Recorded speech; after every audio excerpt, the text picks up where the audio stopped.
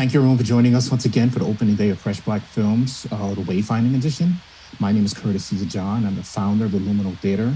We're a nomadic micro-cinema that provides the Black community with access to African diaspora films and their filmmakers, and even more specifically with independent Black films that you might not be able to see in too many other places. We really is always focus on finding films and working with filmmakers who are really trying to get their work out there even more, whether they're emerging or older, whichever. We introduce the community to films that they definitely need to see. Before we get into this exciting Q&A, I just have to thank you for people who made this possible. First, our senior programmer, Jackie K. Brown, who's responsible for choosing the core of these films, and who does so much more than actually keep the Luminal afloat. And also thank you to Shoshana Donaldson, our programming coordinator, who organized a heavy amount of logistics for our series. Thank you so much for all you do. Also, a hearty thank you to our sponsors, the Brooklyn Arts Council, and to the Shelley and Donald Rubin Foundation. Their funding actually helps provide everything that we do, for the series. So thank you both. Thank you for making sure that we're able to not only do this, but also pay our filmmakers to be able to show their work. But our heartiest thank you is to you, to our audience, and to our filmmakers equally, the people who we do this for. Your respective enthusiasm and skills allows us to present programs in which we can all grow our imaginations and discover new truths about the Black experience. So thank you, thank you, thank you. And so on behalf of our team, we're proud to present this lineup of films that we know you will be titillated by. We're equally proud to have four of our filmmakers present for this first of two Q&A sessions. And so I'm going to have them introduce themselves and tell you what film they're with, starting with our alumni filmmaker, Stephen Russell. So Stephen, kick it off. Hi everyone, I'm Stephen Russell. I am the writer-director of The Dark Strums. Go ahead, Laura, you can go next. Hi everybody, I'm Laura Fielder, and I am the writer-director of The Company You Keep.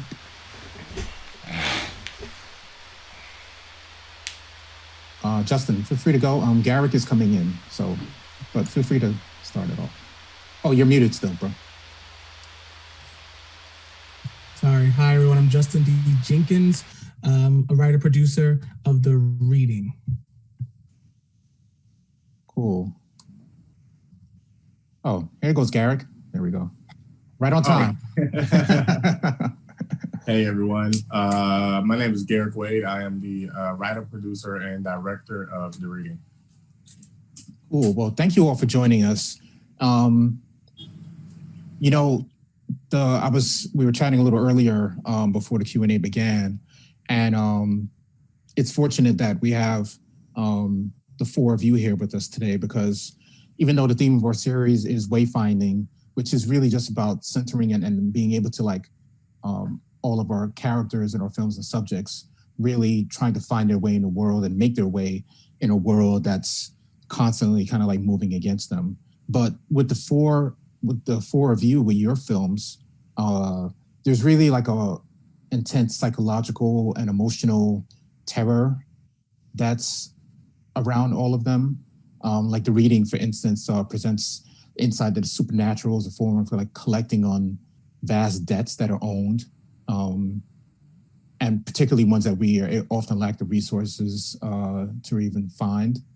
The Company You Keep also does this in a way, but it really shows how adept like the supernatural horror is at providing like intense character-driven plot points through like racism and misogyny and all those things that presented through all your films. So, but with all that, we're gonna start with you again, Stephen.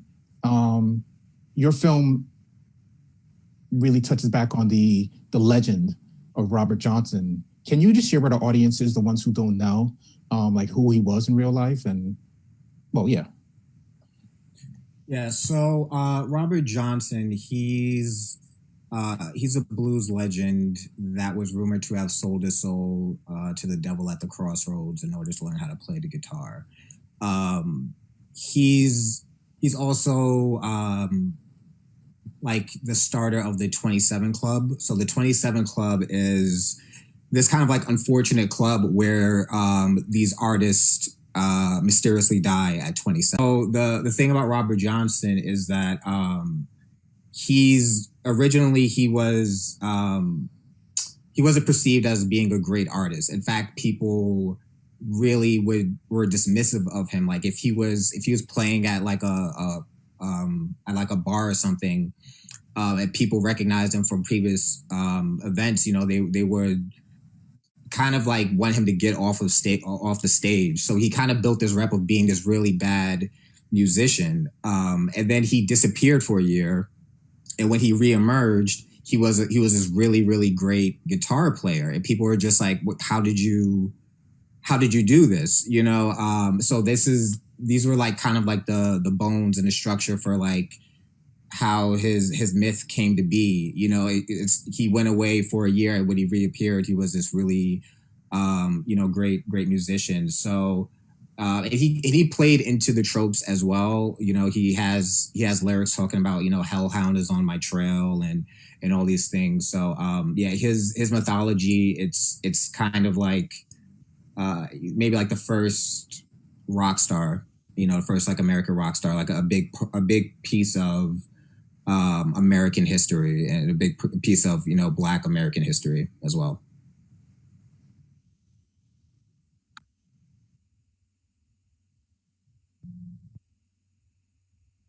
Oh, that's intense, man.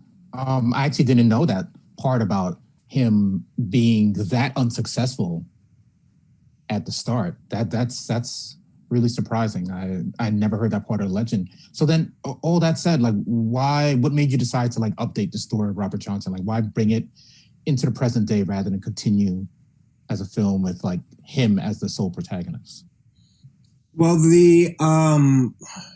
I felt like at the core of once I did my research as to what the reality was, and like how certain things he did in real life kind of shaped his mythology. It kind of gave me like these bones and structure for how I thought of like an artistic play. And I wanted to, you know, tell a story about artistic rage almost. You know, it's like somebody really, really wanting to succeed at something, or having a really deep passion for it, and people kind of like pushing back at wherever you go in life. You know, people, you know, Robert Johnson would even play with his back turned to audience at times, because he was like so shy, because, you know, after all these years of people, you know, ridiculing him. So once I found out, like, you know, once I found out that, and also found out the things that he was doing, like he used to like practice in a cemetery. I forgot. I wish I could remember the guy who was his mentor during this time. But during this year period, he had a mentor, and sometimes they would practice in a graveyard, in a cemetery, just so that, you know, they wouldn't disturb anybody else. But, you know, people would talk, and they would hear music coming from, you know, a cemetery. So it kind of like all these like small things kind of played into his mythology. So I kind of wanted to, you know, I kind of wanted to reimagine, like, you know, somebody that really wanted to be a musician, or really had this like passion, but, you know, everywhere they go, people are kind of just like pushing back on them. And it's like, they finally get their chance to unleash, you know, back on everybody who's ever doubted them. And then, so why bring it into the present day with the second part of your film? Because I felt like that story was relevant then as it is now, you know, and also, you know, it's something that keeps happening. You know, you know, a few years ago, people were saying that, you know, Beyonce and Jay-Z were in the Illuminati, right? It's the same thing, you know. It's like no, they are probably just like really rich and do weird things, but, you know, as far as like being in a secret society, is probably not the truth. But, you know, it's always this, you know, it comes with fame, it comes with notoriety. People sometimes just can't accept that maybe you just worked really, really hard, and, you know, maybe you like Robert Johnson just went away for a year and just, worked on your craft. But to the outside perception, it's always people, saying things about you, making things up.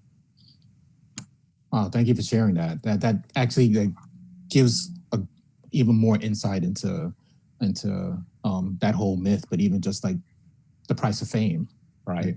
So we're gonna come back to you.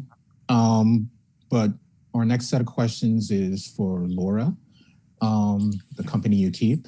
Thank you again. Oh, go ahead, please. Yeah, first I want to say, Stephen, thank you for retrieving the mythology of Robert Johnson, because his mythology is everywhere and usually we're not a part of that. So thank you for retrieving it and really just putting some facts behind it. So I learned a lot this evening.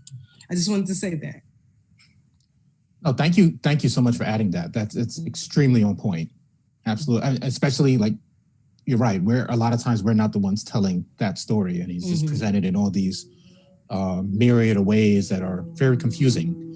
Hence us not really understanding the history of it, or the mythology of it, but like from a actualized standpoint, so absolutely. And, with your film, Laura, we're going to go into like psychological fear and all those things, of course, too, because that's what your character, Natasha, is dealing with, right? Yes. So in some ways, it kind of potentially makes it kind of difficult to pin her down. In your opinion, as a filmmaker, what is her primary struggle like, and why is it manifested through these dolls? Her primary struggle is loneliness and a sense of worth. And so I think those are the two things. So I think that they can be connected. And so I wanted to deal with somebody who has doubt about themselves and really just flesh it out and see where it can go. And I think that for me, stories about Black people being vulnerable and Black women in particular being vulnerable, I don't see those stories. And I think it gave me a permission to explore that, because it used to be tough, where all these things but vulnerable and scared. And I think that, or I believe that is something that we need to see reflected and not be judgmental about it. And so that's what started that story. I just kind of wanted to break away of those, the various tropes of the strong Black woman and various, all those iterations of that. So I really want to explore that. And to talk about myths again, like debunk the myth of the strong Black woman, right? As her being only that. I mean, of course, sisters are strong and powerful, but they're everything, right? Yes. And not allowed to be. Yes. Especially in media. Especially in media. And I think that's why her character resonates, have you been able to have, because I know with COVID and everything, obviously things have put a damper on it. And just everyone, we're actually going to be taking questions probably in about the next half hour. So feel free, audience members, to share your questions in the chat box and we'll get those over to our filmmakers. But have you felt like her characters resonated with intended audiences for your film? I think it has. I think my character has. I think that first I do want to give a shout out to my lead actress, because she really conveyed the core. She was fearless in conveying that. A lot of actresses wouldn't take that step, but she has. And so I'm really thankful that that I found her and the role matched what she can do. I feel that the audience can, I think even now, particularly because of COVID and because people are fearful, I believe that is a vehicle for people to, I feel my film is a space in which people can say, yeah, I'm scared. I'm isolated. And, and sort of COVID has forced people to be by themselves and not distracted or not occupied. pride. And so I think that even though I shot it before COVID, obviously, that I think that it's a timely film. It's a timely film. It's timeless and timely because it deals with just, self-doubt, which is a human emotion, but isolation. And that's what we're experiencing now with COVID. Yes. Absolutely. I'm glad you said timely and timeless because that does hit it directly on the ball. Mm-hmm. It's so hard to turn away from, between the story and I'm sorry, can you pronounce the actress's first name for me? Aixa Kendrick. And I hope I said it right. Aixa. Yeah, Aixa. Yeah, okay. Kendrick. Yes. Thank you. Yeah, thank you. Aixa's performance is just so intense. Yes. But like you said, but still vulnerable in that way that it's I don't want to say acceptable because that's not what I'm trying to say, but it's realistic, I should say that. Yes. Believable is the better word actually. Yes. And a way that a lot of us have actually felt at times, obviously, I shouldn't say obviously, but probably not manifested through dolls, yes, but manifested through so many other ways, Yes. So. I think that, the idea came from, the idea came from an experience I had. I was supposed to go out with an acquaintance I met. We were supposed to go somewhere and she canceled. And so I said to myself, why did she cancel? What happened? And so usually when I have a thought, I usually, I was like, oh God, this is great for a film. Yeah. And so I just let it manifest. So that character of Natasha, the Colonel, came from me. And I let it grow. And by letting it grow, I sort of explored certain things that maybe I did not see in people. Maybe I would say this, I like horror and psychological thriller because it explores the human condition. Mm. And so I just use that as a way of exploring, self-doubt. We have self-doubt. Well, I don't know, maybe, how come? And it has nothing to do with us. And so I wanted to explore that. And that was my vehicle exploring it. Wow. Well, you totally succeeded. Thank you. We're going to come back to you too. Okay. But we do want to chat with Garrick, yes, and Justin as well to find a little more about the reading. Thank you both for joining us also. I'm going to start with Garrick and then we're going to jump to you, Justin. Okay. Can you just tell us, like, plain and simple, like, because this story is very powerful and deep as well. Like, where did the story come from? Like how did you, I guess, manifest it all together, right? Yeah. And along with that, and either you can answer the second part, why did you choose, like, really depict the emotional and the psychological terror that women often experience, like in domestic situations? Yeah. Well, it was, so it actually came from my first experience that I had with going to a psychic for a psychic reading. Well, actually, I didn't go with the intentions of doing it. It was sort of similar to how it happened in the actual story. And then something that I learned about my family in doing that reading. And so it was a story that I felt like I wanted to definitely tell, but I didn't want it to be based on a true story type of thing, because I didn't want to dig into the roots of everything that I found out. But I wanted to definitely make it loosely based on my loosely based on my experience that I had. And so I pretty much wrote it. I had it laid out, and then I got together with Justin, and we made some adjustments and some changes to it. But I thought that it was really important to tell because I feel like it is a part of our culture. I mean, when you think about the Black culture and the Black experience when it comes down to religion is all about Christianity until you get over to your Caribbean Blacks and your Blacks from New Orleans and Louisiana, then, it steps over into, another type of religion. But I feel like I felt like it was a important story to tell, simply based on the religious aspect of it. That was how I approached it at first. I wanted these two beliefs to be able to coexist with each other.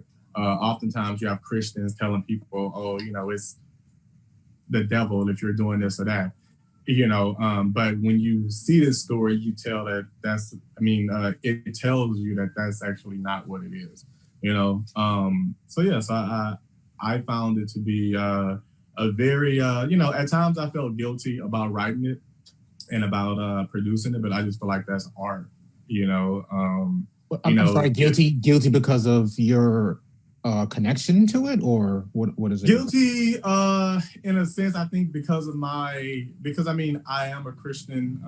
As I say, I'm a free thinking Christian. But I think anytime you're bringing something to life, and it's as deep as this, and heavy, you think, oh, well, I wonder what people are going to think, or I wonder what people are going to think about, like the type of stuff that's going on in my head, or maybe like what type of stuff am I practicing, and, things like that.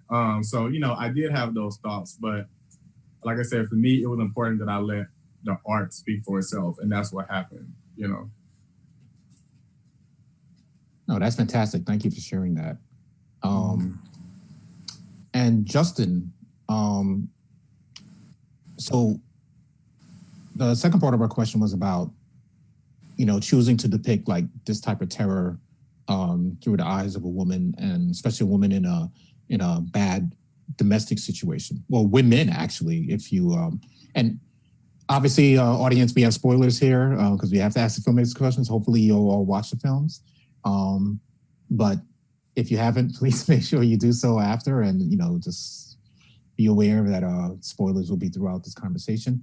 But the women, our primary character, but the ex-wife in the film as well, they all live through like these abusive domestic situations. Like, why did you both like choose to have that be a important part of the story? Right. I mean, because it happens in everyday life. And it also added another dynamic to the main character and just the pressure that she was going through. So it was a story of sheer terror, but it came in all aspects of life. But we also showed the strength of women with her bond with her best friend, and even Jonte. So it was more so to add more to the character and the depth of the character, and how can she get out of this, and what would she do to get out of it. Nice. And so along with that, and either of you can answer this part. So we have this correlation between the harm that the father has done and the son's well-being, right? So I thought that was a really great angle y'all choosing to do, or I guess technically interrupt the intergenerational pattern of these harms. Like with Rory, right? Is the father's name? Like with Rory, treating his own, treating his spouses in this particular way, and his son's illness tying into this pattern of continued harm. I guess with all that said, that's my long-winded way of asking. Like, is this film like aspirational? Will in your minds as like the future of the story, like will Rory's son, will Aiden learn through his illness to stop this shameful pattern of his forefathers? Is that part of your intention of the film, or is it otherwise? I think so. I think you could definitely see it that way as it relates to the son, but there definitely is a generational pattern of this type of behavior. As his ex-wife, she did bring out when she was talking to him, about how his father did to his mom, and now he's doing it to her. I think that also it just goes to show just how sometimes you have situations where people just don't know how to deal with people don't know how to deal and cope with sickness and death and illness. And so I think that was a pattern that you also saw with Rory, you know, from how he did his ex-wife to now how he's also doing his son. It's like he's just emotionally not connected in this sense. I think as it relates to the theme of what we wanted to happen with the son, I mean, I think that more so from my perspective left up to the audience on what they think happens next. Yeah. We don't, you know, spend too much time on the son in this story. But it's definitely, I mean, it can definitely be, you know, perceived, you know, that maybe the son, you know, does not have the same type of experience. But in this situation, he doesn't actually, he's not going to actually be in the position to actually, you know, see his father as a monster or to have that type of behavior being taught to him, because it's sort of, you know, because of what happens to his dad, you know, it's sort of cut short. So if there was an opportunity for him to grow into being the person that his father is, you know, well, that's not going to happen. That's not going to happen no more. You know, so, but yeah, I mean, I think it's safe to say, you know, that the audience can, you know, pick and choose what direction they want to go with the story, you know, based on how we left it off. Yeah. Cool. Thanks for adding that, because I didn't actually pick up on that in my viewings of your film about specifically even more about the being able to handle sickness. Yeah. And I guess in many ways, you know, this the word, I'm going to bring it up again soon, is just like kind of like their own psychological horrors about that, because it's, you know, not to personalize too much, but like there's, you know, I know a lot of people whose parents in particular have passed away recently, not even COVID related, just, you know, life. And thankfully, the people I know are the ones who have been the caregivers to their parents, but just like other siblings, other people just like checked out. Yeah. And just like not being able to have a grip on being able to take care of your loved one, which is a very difficult thing. That's not me saying that shaming anybody. Right. But it's just the I guess the abject horror that's a part of that too, for some people is I guess can be very damning, and it pays a price. The price is paid on that too. So yeah, definitely. I do want to ask a general question to you all. And in about, it's 8:32 right now, so in about like 5 or 10 minutes, we're going to get to the audience questions, because we do have a few coming in. But all of your films deal with horror and terror. You know, for us as Black folks here in America, like, you know, like terror is like at the root of white supremacy, and it's a tool that becomes refined and is enforced through like submission of Black lives, right? So all that said, like, what is horror? And even maybe more specifically, what is Black horror to each of you? And anyone feel free to start or chime in. I could go. Black horror. I mean, like to me,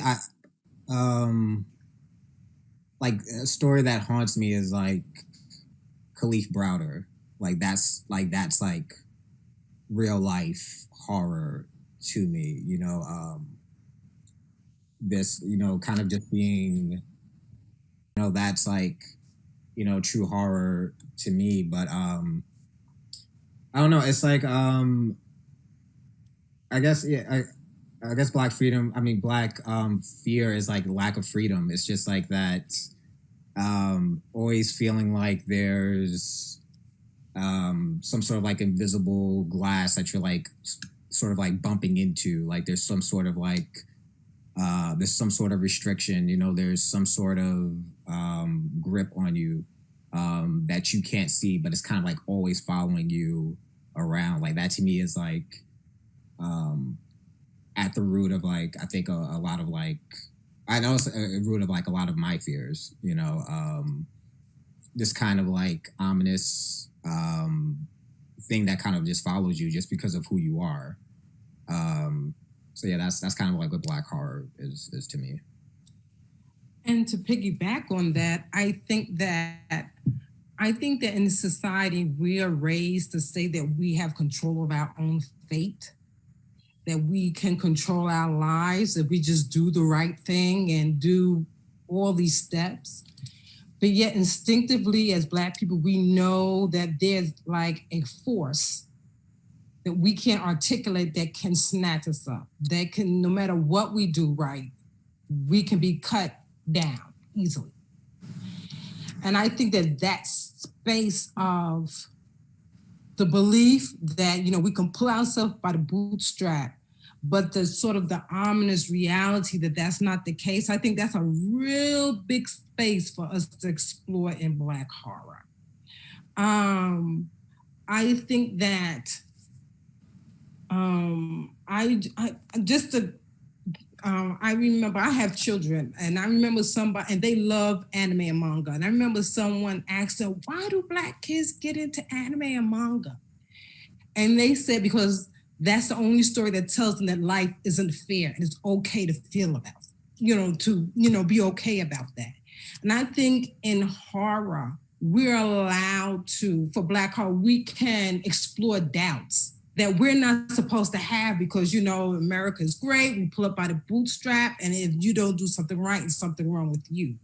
And so I think for Black horror is a space to really emotionally see what's on the screen. We all collectively agree with, and it's almost like a healing to a certain extent. So that's how I kind of see Black horror in that context.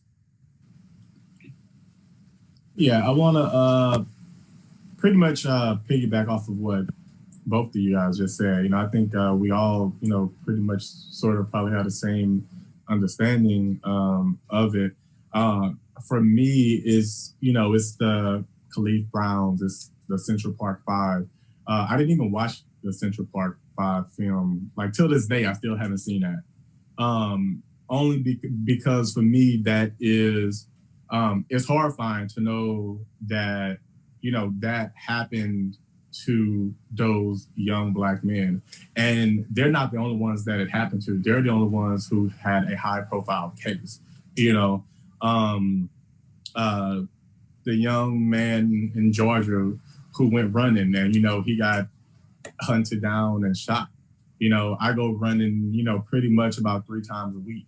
You know what I'm saying? So just imagining that, it could be me, it could be my nephew, it could be my friends. That's all scary. And I think even right now with the climate of where we're living at right now, it's horrifying to be Black people.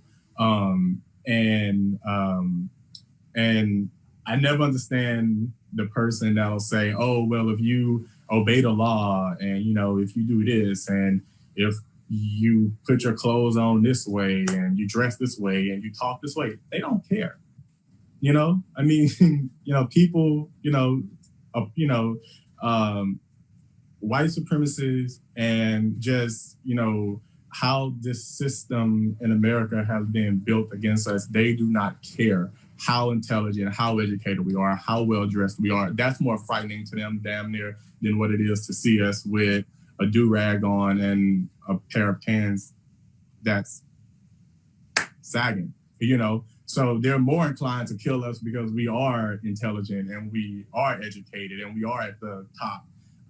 So for me, I think we're currently living in a horror film right now.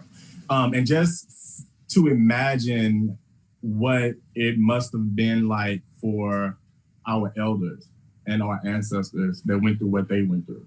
And we're only experiencing a fraction of what they went through. Really not even much that. So I can only imagine the horror that they lived through. And for that reason, I'm one of those people where I've seen like enough slave films. I've seen enough films about Jim Crow and things. I've seen enough of those because when I do watch those films, it evokes a type of emotion in me. I won't say it brings fear out of me, but it makes me very angry, and it gives me like a gut wrenching feeling of like, yo, like how can these monsters exist amongst us back then and even still now? You know what I'm saying? So it's so I think America for Black people is a horror story, period. Yeah. You know, from the beginning of time. And I think we're in the last act of it. But it's definitely still going on. Yeah. I mean, everyone pretty much hit it on the nail. I mean, we preach that, Black people were not a monolith, but yet we share this experience. So the horror is like being in a cage and we're crying out for help and we're just being stared at and laughed at and pointed at, where anyone else that does not look like us are able to live freely. So I think the horror of not having liberation is Black horror. And it's been that way for, centuries. And like Eric said, we're hoping we're in the last act because it's now with cameras and everything's going viral. But from what has happened, it's easy to have no hope. So that's Black horror, not having hope anymore. So I always tell people it's a radical act for Black joy because it's easy for us to not have any hope. So when we lose hope, that is a horror within itself. So I try to, being positive and being optimistic. But when that's constantly shot down and there's literally nowhere to go, I believe that's when, the horror of what we continue to go through, reaches its ugly head.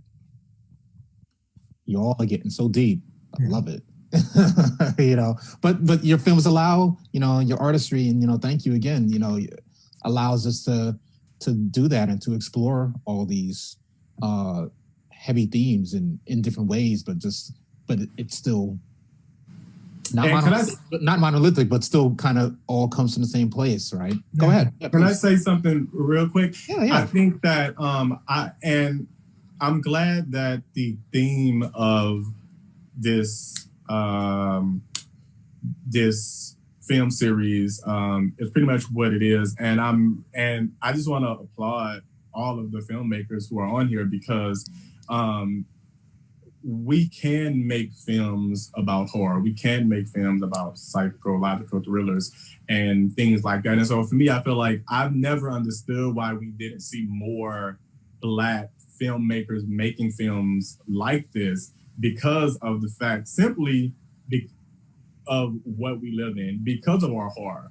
It's like we see so many films, and it's not to knock anybody, but we see so many films about love and friendships and all of these like rom-coms and and that's all great, but that hasn't always been our story. And I get like the slave films and things like that, but I love when we step out on our imagination and we can tell a story and tie it all in together, so that there's some realism to it. But on the flip side, it's also something that people can enjoy without having to always feel heavy about it, and so it's sort of like how Jordan Peele did with like Get Out, and now with the new series that he has on like HBO. It's like I love to see stuff like that from Black filmmakers because we're capable of doing that. It doesn't always have to be a historical biopic about slavery or anything like that, which that's great, that's fine, but we can tell stories just based on our imagination as well. So I applaud everyone for doing that too.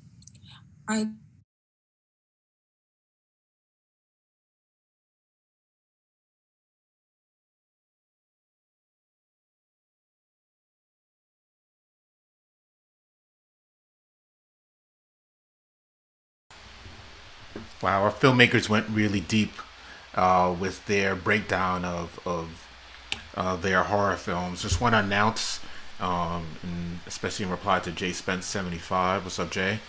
And I've replied to him in the chat, but for those who are not reading the chat, a number of these films that we just showed in the Q&A you just watched. First, we were showing most of the reading, and the two other films that are represented in that Q&A are The Company You Keep by Laura Fielder and The Dark Strums by Stephen Alexander Russell.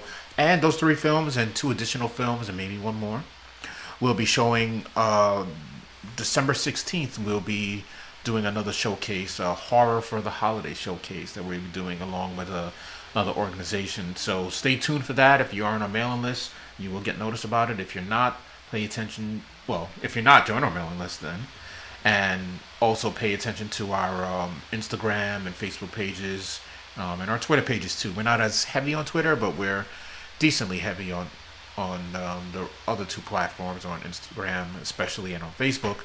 And you'll see notes about it. It's a virtual showcase. You don't have to be here in Columbia or in Brooklyn or NYC or any other cities that we mostly show films at to watch it. You can watch them right online, just like we did with Fresh Black Films. So stay tuned for that. All right. In a few minutes, I'm going to be bringing in one of our staff members, Jacob Nadir, who is one of our bloggers. I was actually literally just reading a piece of his that we're going to post up pretty soon. I was doing some edits on it. But Jacob's a real cool cat. He's out in Los Angeles, and he gives often what I feel is a nice West Coast perspective to a lot of the issues in media and film that we so often talk and think about. And so looking forward to chatting with him for a few.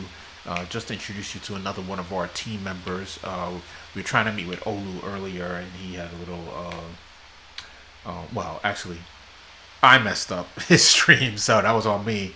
I was trying to get a little fancy, and boom, because we had some technical difficulties. But yeah. So give me 1 second. Hold on 1 second, everyone. Sorry, I felt like I was about to sneeze, and it still feels like it's gonna come, but it's not coming. So I don't want to sneeze on camera. But we have a little under 3 hours left for the rest of our telethon. If you are so inclined, please feel free to give. You can. Where did it go? Okay. Sorry, I had a thing up here, but you can give to us via our Kindful page. If you go to lumino.kindful.com, you can give to us through that. You can also give. You can go straight to our website. Actually, you can go Lumino Theater with the ER, as you see it spelled over here on all our beautiful graphics. You go to luminotheater.org/support, and you go to our support page and donate through any of those portals on there that you see to donate through. One of them is Kindful, the other one is Streamlabs. Kindful is probably the better one. So please do that if you were so inclined. We are asking for funds because we want to continue to bring black films directly to black communities, like bringing black cinema to the people, as we have in our banner up here. That's what we do. That's what we're all about, and we want to continue to do so for you. In Brooklyn, in Columbia, in Durham, in Austin, in Chattanooga, in many of the cities that we've shown our films in over the years. In Harlem, in so many other places. Harlem is its own city, so don't get it twisted. You're saying Harlem wasn't a city. So, and Black Harlem is still very real.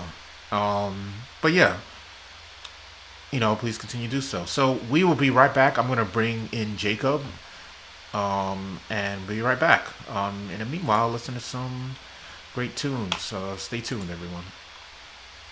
Hope you can join us, though.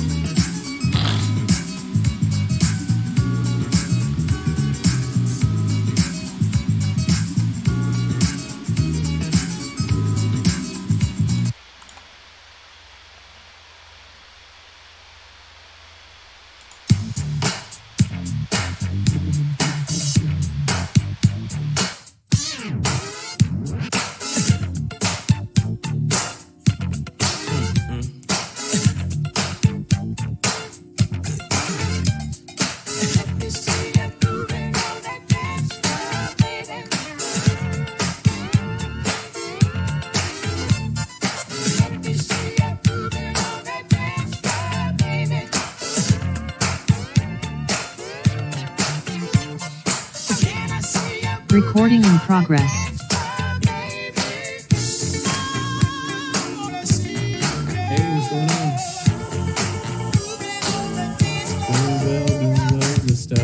at work still, but ducked away to do this, man. No, it's one of the late days. Oh, I'm on another one. I just tapped over to a new station Monday. Yeah.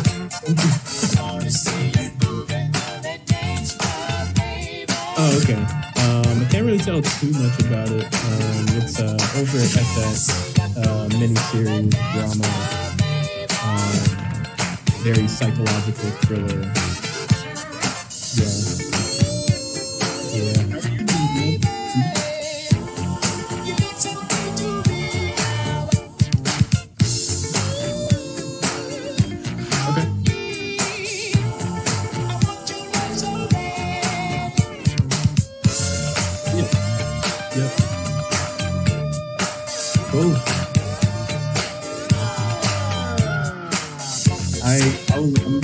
I was gonna ask, how are you doing, man?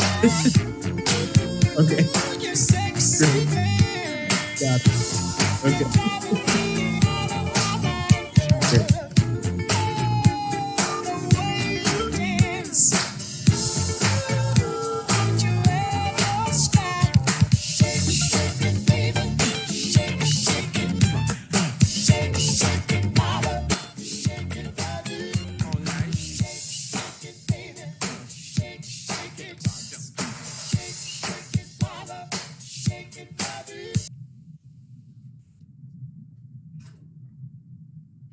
I hate to interrupt that song, but I gotta do it because we have our blog contributor Jacob Nadir with us. Welcome, Jacob. Hey man, happy to be here. How you doing? I'm good, man. Just we've been running since noon.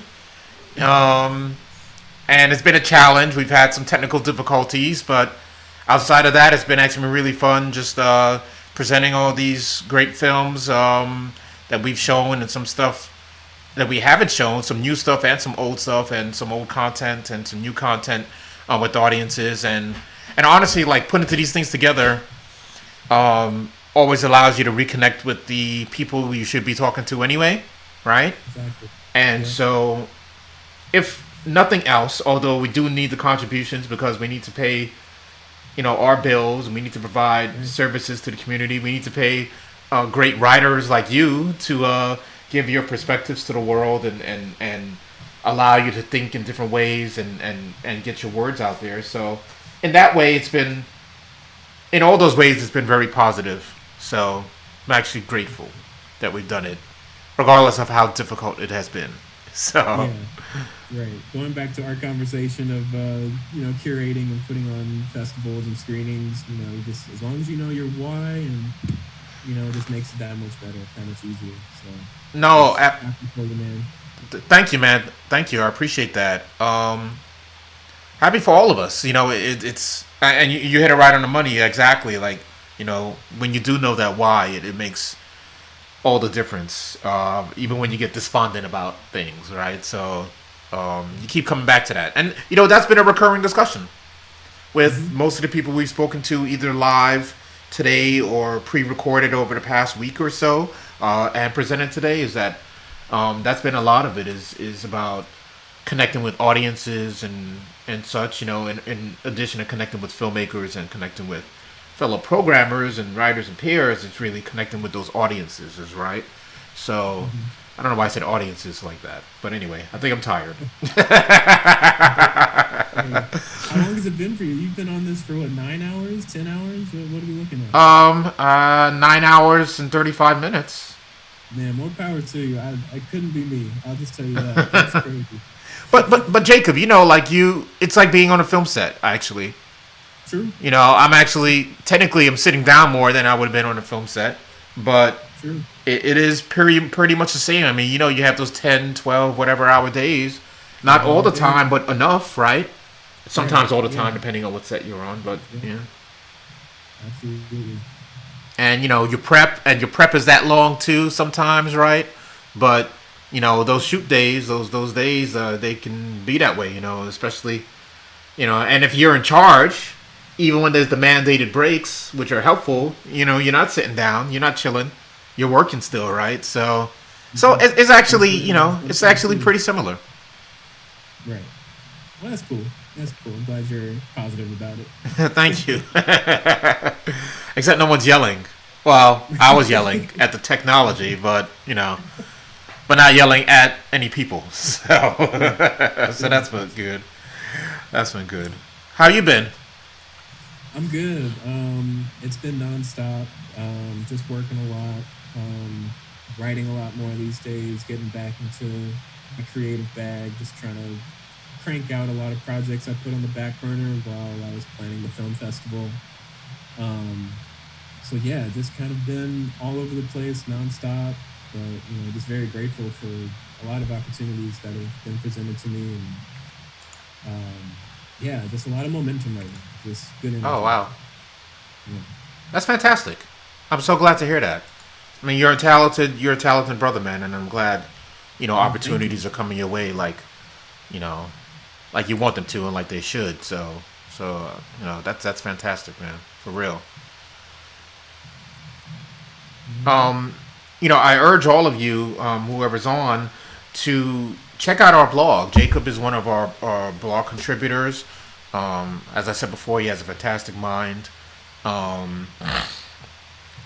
And you could even check out an interview we recently did. It's posted on our blog Wavelength, so right on the Lumino website, luminotheater.org. And we did an interview in October talking about Jacob's work with his recent film festival, the Film Festival. That's THUH Film Festival. I still love that name, Jacob. But Jacob's also contributed a lot of great articles and thought pieces to the Lumino blog. He's our first official blogger, and we're very grateful to have his knowledge on our pages. His article, his blog on Hattie McDaniel, Much More Than a Mammy, is actually really one of my favorites.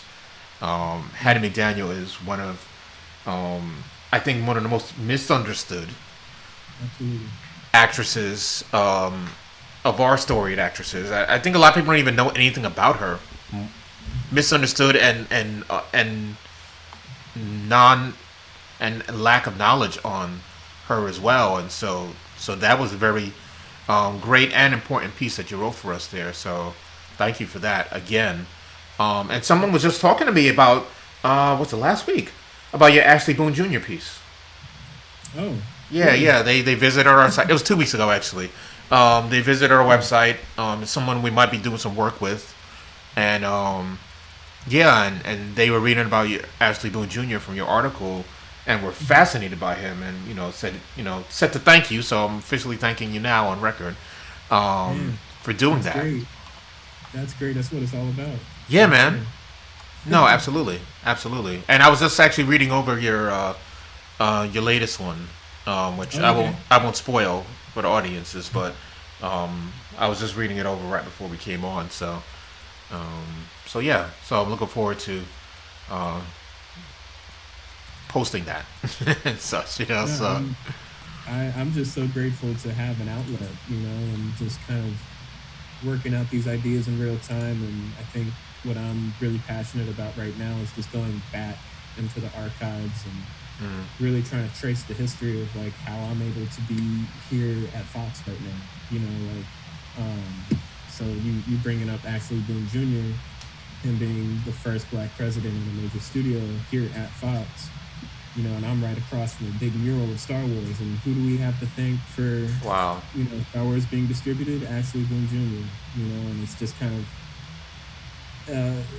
it's amazing, honestly, how full circle things are right now when it just comes to my involvement in film and entertainment, and to be able to kind of just document the things that I'm learning about, and my ideas on specific movies and specific historical figures is just like, it's partly therapeutic, but also it's just giving me so much fuel to be a part of that history, So yeah, to be able to have a platform like Wavelengths on Lunar Theater, man, just very grateful for it. I don't think I say it enough. So I just want to give you a shout out, live streamed, archived. Everyone will know, man.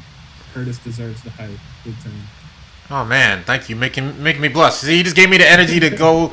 You gave me the energy for until midnight. Just with that, seriously. I'm being 100% serious though. I'm not just saying this, to take up words and space. Oh, yeah. I don't do that anyway. But just to know, just to put on record. So thank you. That I needed that. So I'm grateful for that. See, it's a love fest. It's a love fest.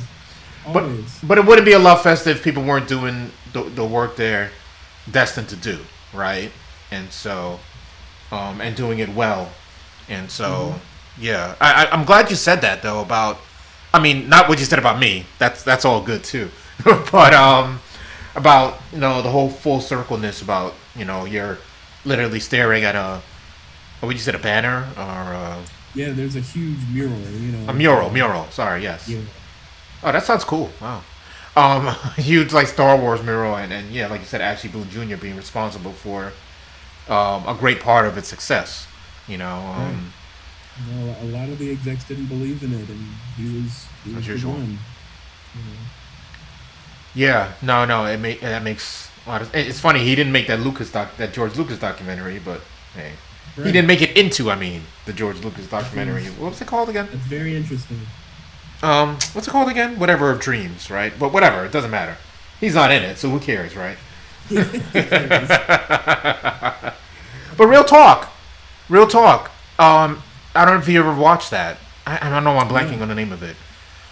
No, I want. There's like a making of Star Wars doc that I watched, and I was waiting for a reference to him, and they referenced everyone else but him. So. Well, this one is a making of Star Wars, the one I'm talking about. So we might be talking about the same one, although there's many of those, right? It's like a 3-hour movie or something. That's the one I'm talking about. Okay. Yeah.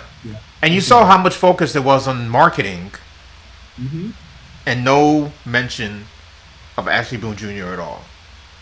But shocker, right? Right. Anyway, but yeah, man. But I'm glad you're able to join us and chat with our viewers. Dennis, our fellow, your fellow rather, blog writer, blog contributor, had a family emergency, and he was originally supposed to join you on here, and that would have been really cool. But unfortunately, he couldn't make it. And so hopefully we'll all get together soon. For real. But yeah, so that's the deal. Is there anything else you want to say just about your work and about the Luminal or even the film festival and such? No, I think what I'm trying to do with the is in a direct lineage of what you're doing. I'm really inspired by just all the new outlets and platforms that are coming out, or even platforms and outlets that have been around for a while that are starting to gain traction, just because of the reaction to media consolidation or not a lot of indie outlets. Out here in LA, a lot of the indie theaters are getting bought out by big companies, and the reaction to that. And also the proactive actions that took place before all this. But what's happening right now is just so energizing. And I just want to be a part of it. And, that's what I'm trying to do with and I'm just kind of following your lead. You and Steph with Be Real Black Cinema Club and Black Star. And, there's just so many people I can shout out. Quality TV, locally grown, even Telfar TV. There's just so many creative solutions popping up left and right. Ooh, I don't know Telfar. Yeah, Telfar TV's got Telfar has something called Telfar TV, and it's like a streaming service with the concept is there's no programming really. People submit, and it's just kind of programmed by the public. And it's just such a beautiful concept that I hope takes off and becomes another alternative to the kind of content we consume. And there's just so much going on. I just want to be a part of it, and I'm just so grateful to be in this era right now. There's just so much opportunity. It is a great time, honestly. You know. Yeah, I know you know too. And I mean, it's so cool that you're just like not bound to really anything. You know, you're virtual, you're in person, you're in New York, you're in South Carolina, you're wherever people are wanting a screening from you, you're there. And I love that fluidity. I'm inspired by it. And yeah, I could go on and on with the hype, but I just, you know, it's the telethon, so now's the time, you know. Exactly, right? Go to luminaltheater.kindful.com, you know. Or you can even go straight to our website. Go to luminaltheater.org/support, you know? Yeah, I mean, it's nothing to throw a little something or a lot of something. Maybe you got a lot to give. I suggest you give it to Luminal Theater. That's just me. But yeah, it's just, I mean, that's just what I want to hone in with the limited time we have, just how much I appreciate, you know, what you're doing and what a lot of people are doing. You know, people are watching, people are taking notes, and, you know, next thing you know, the next generation is going to be here before you know it. And they're going to just take off with these blueprints that you've laid, you know? So yeah, just here to express gratitude. Thank you. And you know, I'm always ready for them, for the next generation and anyone in the current generation to take the ball and roll with it. You know, we had a conversation with Londe Youssef, a Black Film Space. They were a Black film organization in New York City. And they were actually founded the same year Luminal was. And so I always call them cousins. I call us cousins, you know, because we're not the same work, because they don't focus on exhibition. But, you know, we at one time were at that same time, I should say, were thinking about doing like a Black film collective, in addition to the exhibition work. And once I saw what they were doing, because they came a bit after us, like a few months after us, and what some other folks were doing in New York, I was like, well, good. You know, I don't have to do that. Let me focus on the exhibition. And, you know, I mean, because it's all, I mean, I didn't know them personally, but, I mean, we're technically all family. We're all film family, you know, and so I'm glad to let them roll with that. I can concentrate. We can all concentrate on the stuff that's more important to us. And so take the ball and run with it, right? Yeah, and it's important to not spread ourselves thin. Like, yes. That's such a great point, you know, like pick up where other people leave off. And, you know, like you said, like Black Film Space, they're so deep in the world of like educating and providing resources. And if that's not your bag, well, they exist, you know, and you can focus on exhibition and sharing, you know, knowledge about films and history, and, you know, whatever your bag is, like you get to kind of stay in it because there's other people providing the other services, the vital services, you know. And the reality is we all help each other, and we'll help each other by doing that work, but we all directly, or so many of us, help each other anyway, you know. So it's all good. It's really all good. Yeah, we all benefit. Absolutely. Yes, thank you. You hit it right on the money. We and they all benefit. You're absolutely right. Exactly. Absolutely right. Well, Jacob, thank you again, man, for spending some time with us and letting people know about the great work that you're doing and that the Luminal is doing. I really appreciate you, man. You're a valued member of our team. And, you know, we keep using the word grateful, but it's appropriate. You know, very grateful to have you with us. Well, thank you. Thank you. And I'll just keep saying thank you. I don't know what else to say. It's all good. Hey, that's one of my favorite words. I like to say it and to have it heard. So it's all good. All right, man. Take care. All right. And we'll chat soon. All right. Take care. Peace.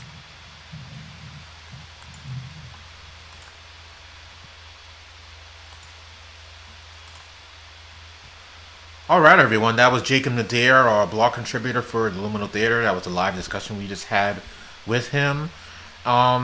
So we have 2 more hours left of our telethon. I can't believe it's been almost 10 hours. It's been 9 hours and 51 minutes right now that we've been rolling with, giving you great content.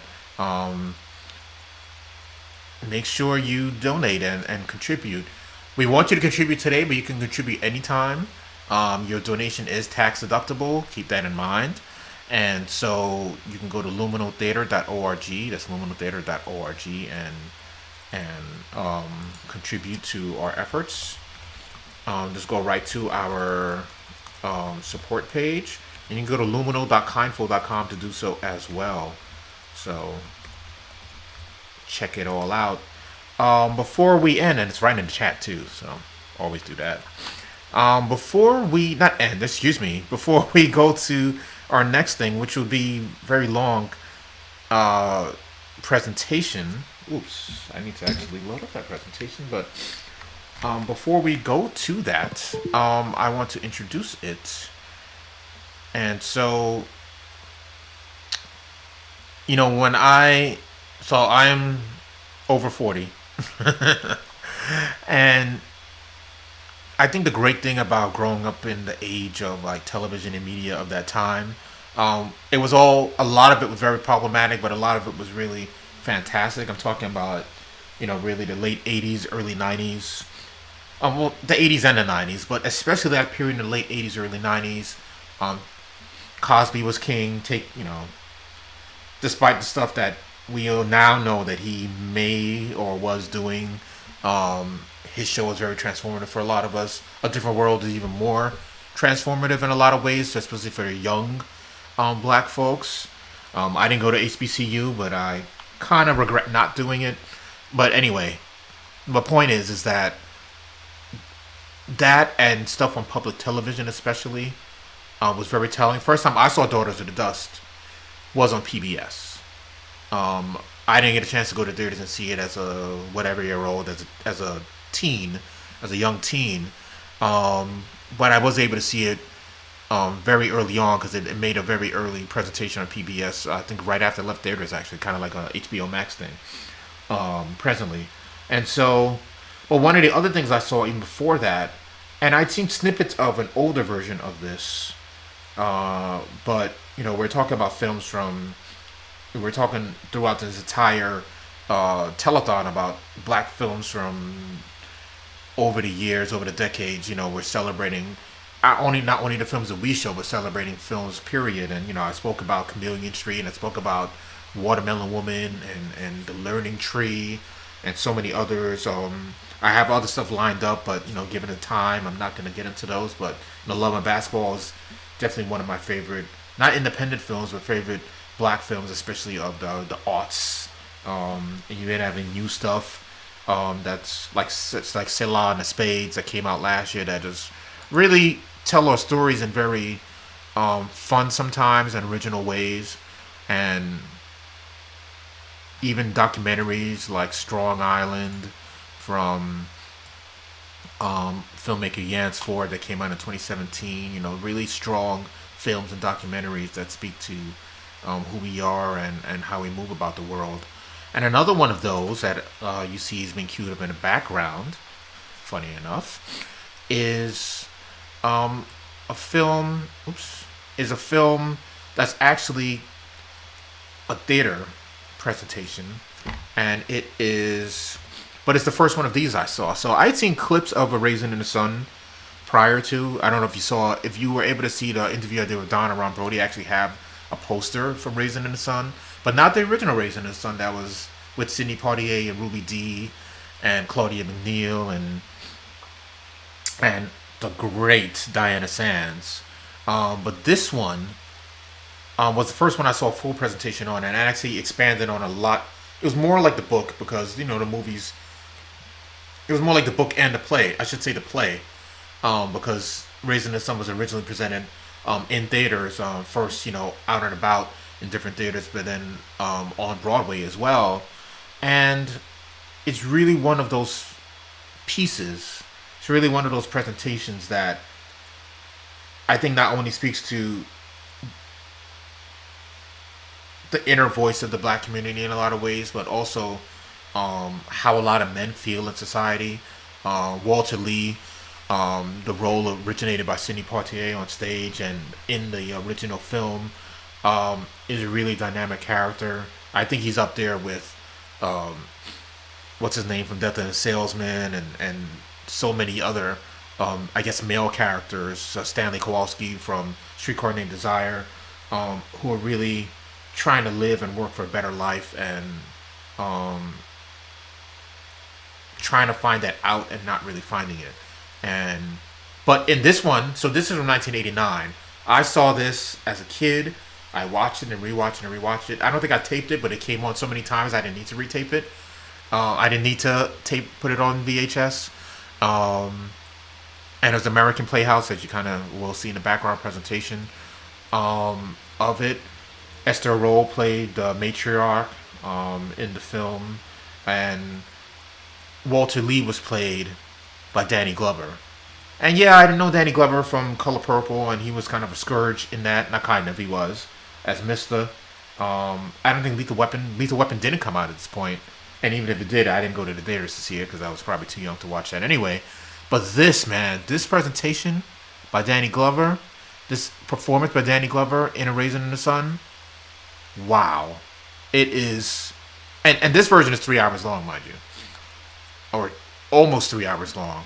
And we're not going to show all 3 hours because we're ending at midnight. But this presentation of Raisin in the Sun is so powerful, it's ridiculous. And so I hope you enjoy it. I'll be cutting in right before midnight, but we're going to be able to show at least 2 hours of it, and I'll send you the link to be able to watch it later at another time past our time with you and enjoy it. It's really one of my favorite acting performances of all time, and that's saying a lot because I've seen a lot of great performances, including I didn't get to see James Earl Jones in Fences, in the original Fences. Probably too young for that too, and I probably wouldn't have appreciated it. But I did see Fences, the remake on Broadway with Denzel, and Denzel was pretty good, but that Viola Davis was amazing in that. And then she ended up winning an Academy Award for the film anyway. But anyway, enjoy. I'm speaking enough. Enjoy Raisin in the Sun, 1989, directed by the mighty Bill Duke.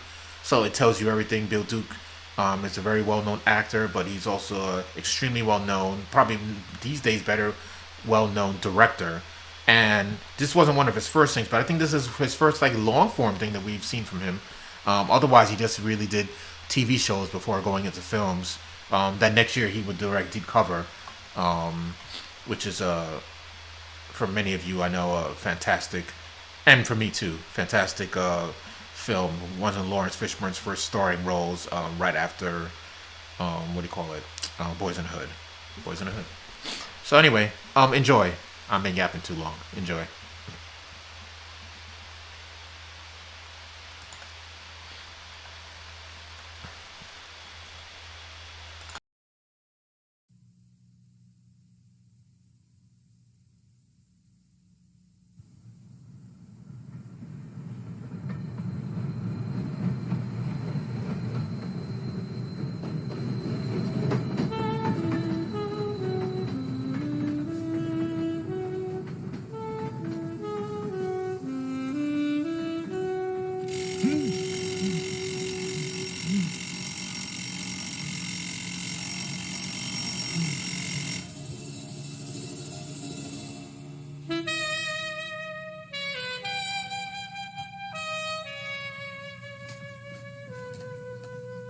Wake up, Travis. Come on now, boy.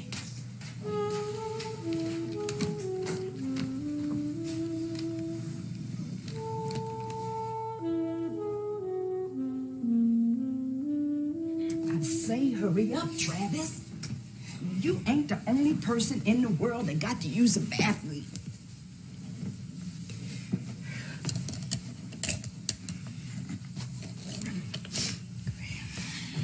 Walter Lee, it's after 7:30. Let me see you doing some waking up in there now. Oh, Travis, come on.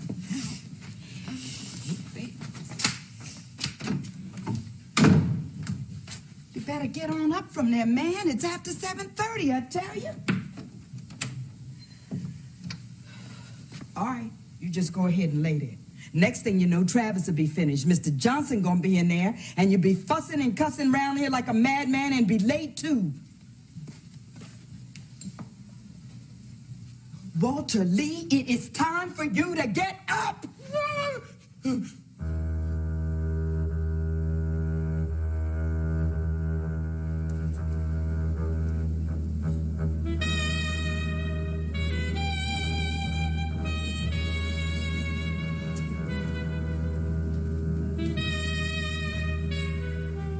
he out yet? What you mean out? He ain't hardly got in there good yet. What you doing all that yelling for if I can't even get in there yet?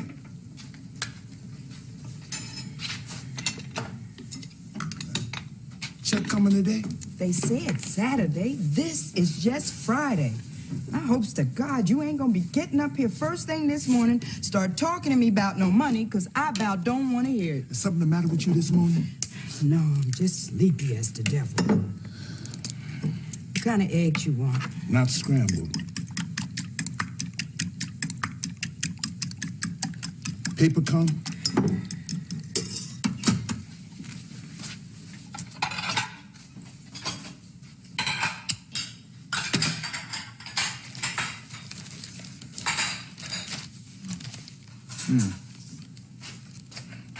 Set off another egg bomb yesterday. Did they? What's the matter with you? Ain't nothing the matter with me, and don't keep asking me that this morning. Ain't nobody bothering you. And it says, Colonel McCormick is sick. Is he now? Poor thing. That boy been in that bathroom all this time. He just gonna have to start getting up earlier. I can't be being late to work on account of him fooling around in there. Oh, no, he ain't gonna be getting up no earlier, no such thing. Ain't his fault he can't get to bed no earlier nights. See, got a bunch of crazy, good-for-nothing clowns sitting up, running their mouths in what's supposed to be his bedroom after 10 o'clock at night. That's what's the matter with you, huh? It ain't it. The things I want to talk about with my friends just couldn't be important in your mind, could they? You always got to smoke before you eat in the morning.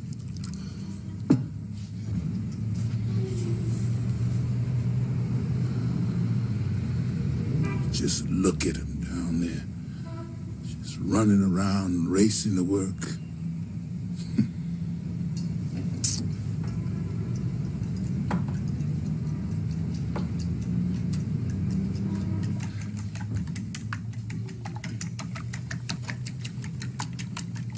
You look young this morning, baby. Yeah? Now, just for a second, stirring the maize. Just for a second it was. You look real young again. It's gone now. You look like yourself again. If you don't shut up and leave me alone.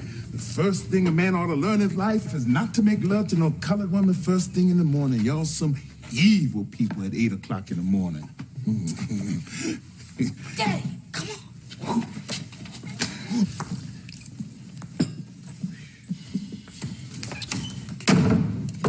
Sit down and have your breakfast, Travis. Mama, this is Friday. Check coming around, huh? You get your mind off of money and eat your breakfast.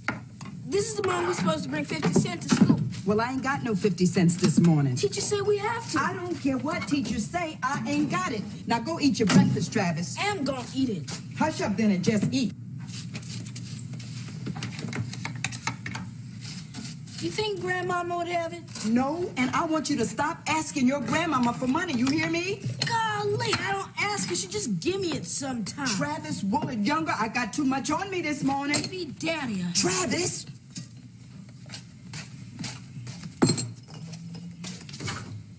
Could I maybe go carry some groceries and come to the supermarket after school then? Just hush, I said. Travis, if you through eating, then you can get on over there and make up your bed.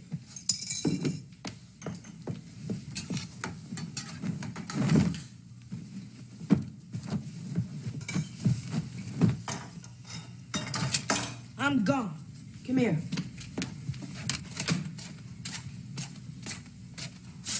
Boy, if you don't take this comb and fix this here head, you better. You about to march out of here with that head looking like chicken slept in it. Just don't know where you get your slobbering ways. I'm gone. Get your jacket, too. It looks chilly out this morning. Get your car fare and your lunch money. Not a single penny for no caps. You hear me? Yes. Oh, Mama makes me so mad sometimes. I don't know what to do.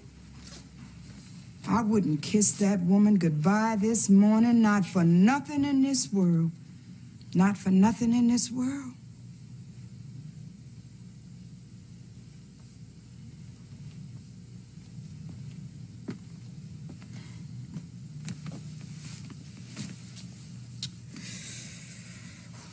Now, who's little old angry man are you? Golly, Mom. Oh, golly, Mama. Now get on out of here, sugar. You're gonna be... Oh, Mama. Could I please go carry groceries? Honey, it's starting to get so cold even. What is it he wants to do? Go carry groceries at the supermarket. Oh, well, let him go. I have to. She won't give me the 50 cents. Why not? Because we don't have it. What you tell a boy things like that for? Here, son. Thanks, Daddy. In fact, here's another 50 cents. Buy yourself some fruit today, or take a taxi cab to school or something.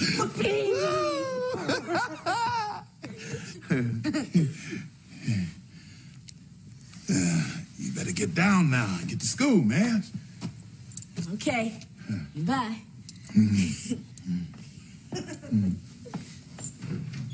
That's my boy. Want to know what I was thinking about in the bathroom this morning? No. How come you always try to be so pleasant? But is there to be pleasant, Val? You want to know what I was thinking about in the bathroom or not? I know what you was thinking, Val. What me and Willie Harris was talking about last night. Willie Harris is a good-for-nothing loudmouth. Anybody who talks to me has got to be a good-for-nothing loudmouth, ain't he? And what do you know about who's a good-for-nothing loudmouth? Charlie Akins was just a good-for-nothing loudmouth, too, wasn't he? When he wanted me to go in the dry cleaning business with it. Now he's grossing $100,000 a year. $100,000. You still call him a good-for-nothing loudmouth? Oh, Walter Lee.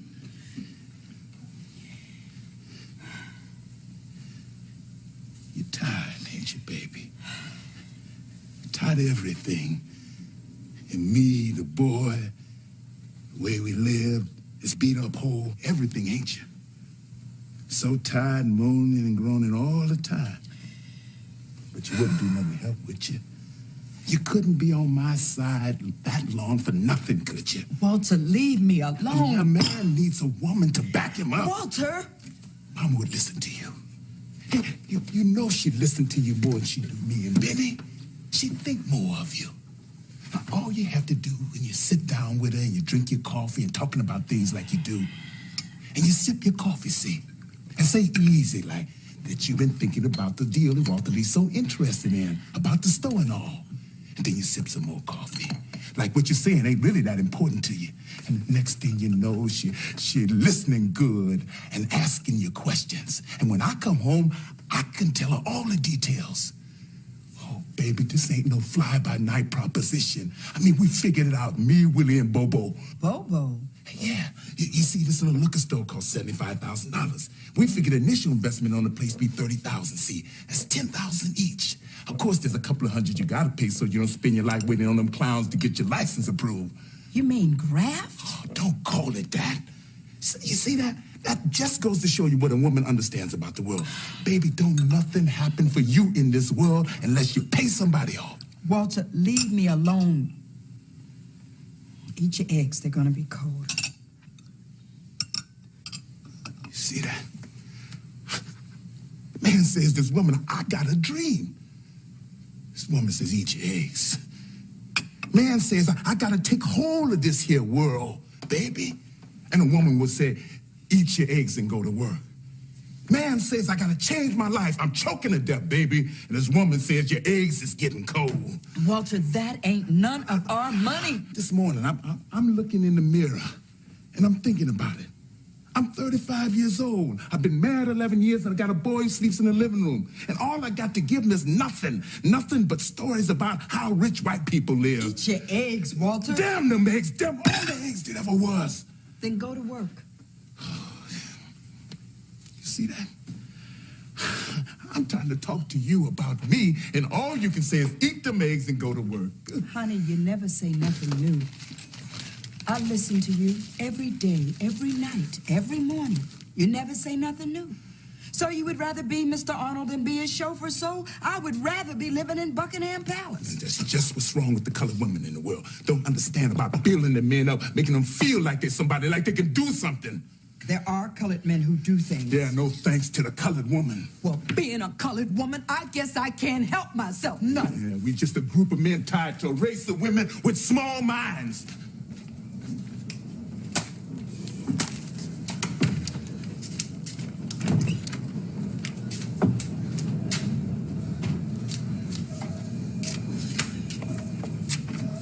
I am going to start timing those people. You should get up earlier. Really? Would you suggest dawn? Where's the paper?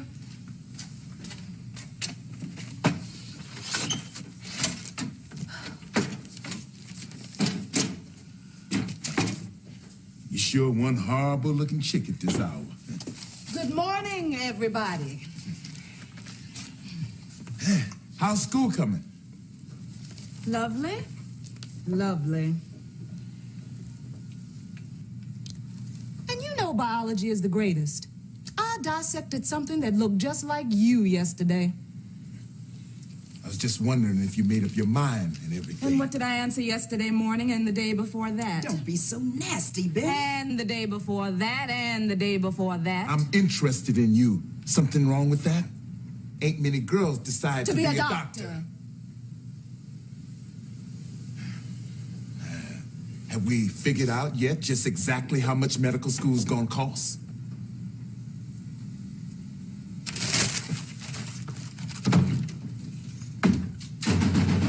Come on out of there, please. Walter Lee, why don't you leave that girl alone and get out here to work?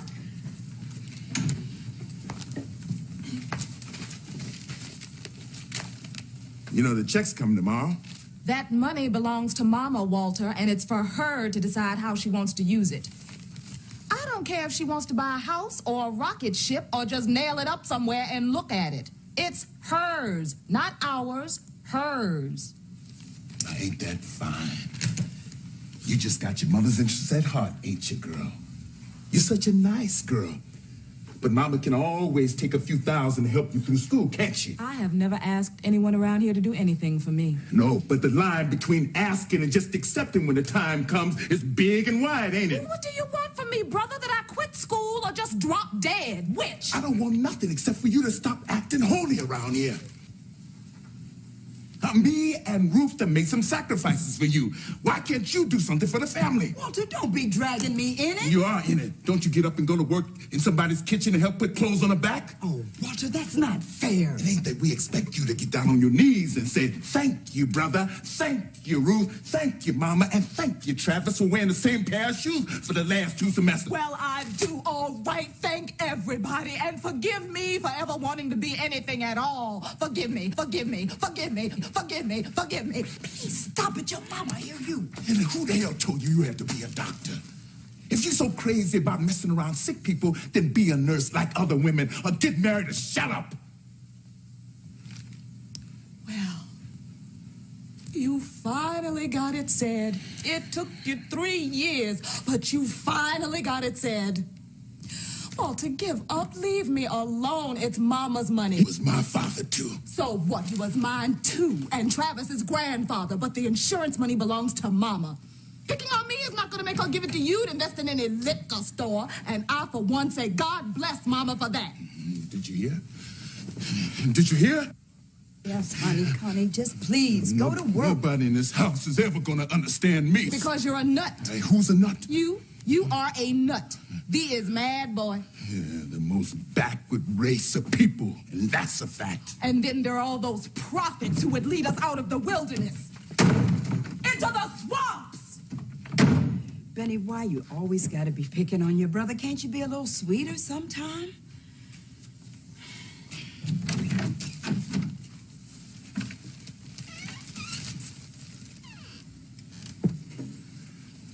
I need some money for car fare.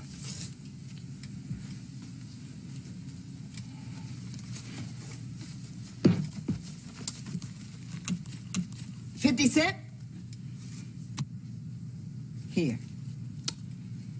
Take a taxi.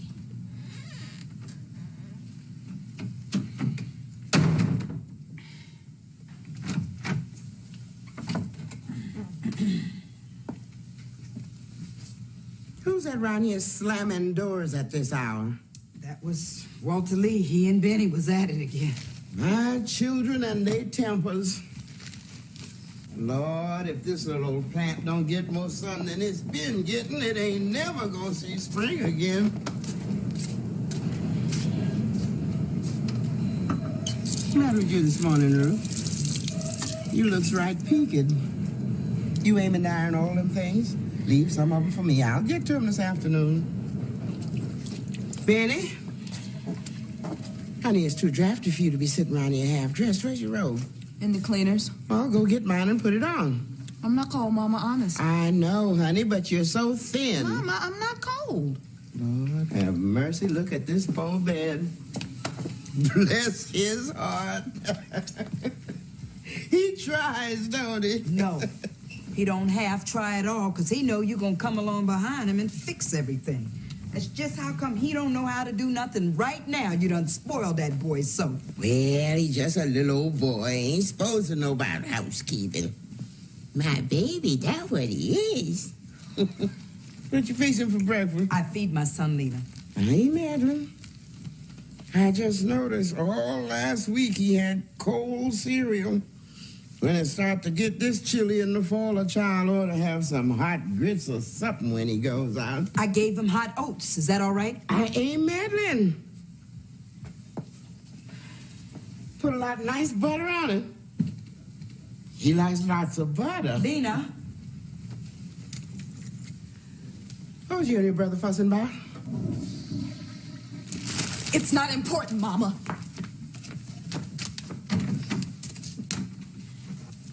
What was they fighting about? Now, you know as well as I do. Walter Lee's still worrying himself sick about that money. You know he is. You had breakfast? Some coffee.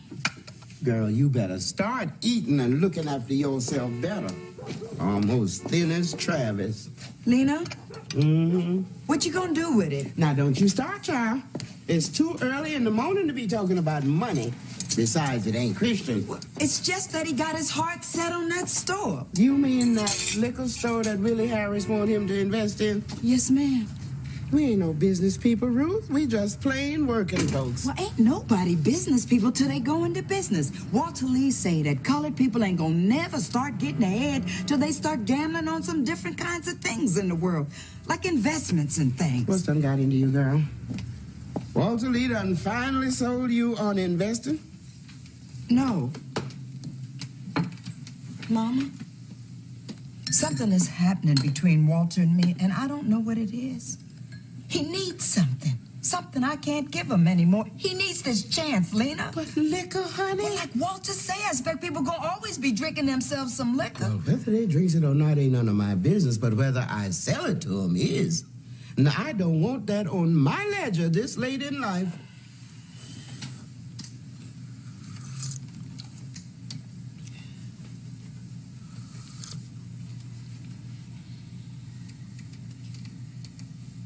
Ruth Younger, what is the matter with you today? You look like you could fall over right there. I'm tired. Then you better stay home from work. I can't stay home. She be calling up the agency. My girl didn't come in. Oh, send me somebody. My girl didn't come in. She just have a fit. Let her have it. I just call up and say you get the flu. Why the flu? Because it sounds respectable to them. It's something white people get too. They know about the flu. Otherwise, they think you've been cut up or something when you tell them you're sick. Well, I gotta go in. We need the money. Lord have mercy. Somebody would have thought my children done all but starved to death the way they talk about money here lately. Girl, we got a great big old check coming tomorrow. Now, that's your money. Ain't got nothing to do with me, and we all feel like that. Walter, Benny, me, even Travis. $10,000. Sure is wonderful. $10,000. You know what you should do, Miss Lena?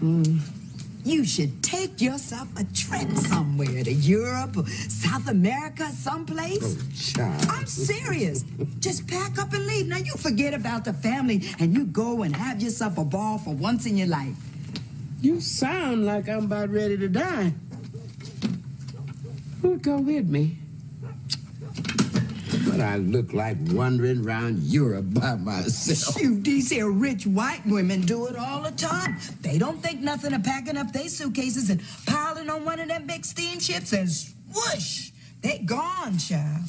Something always told me I wasn't no rich white woman. Well, what you gonna do with it then?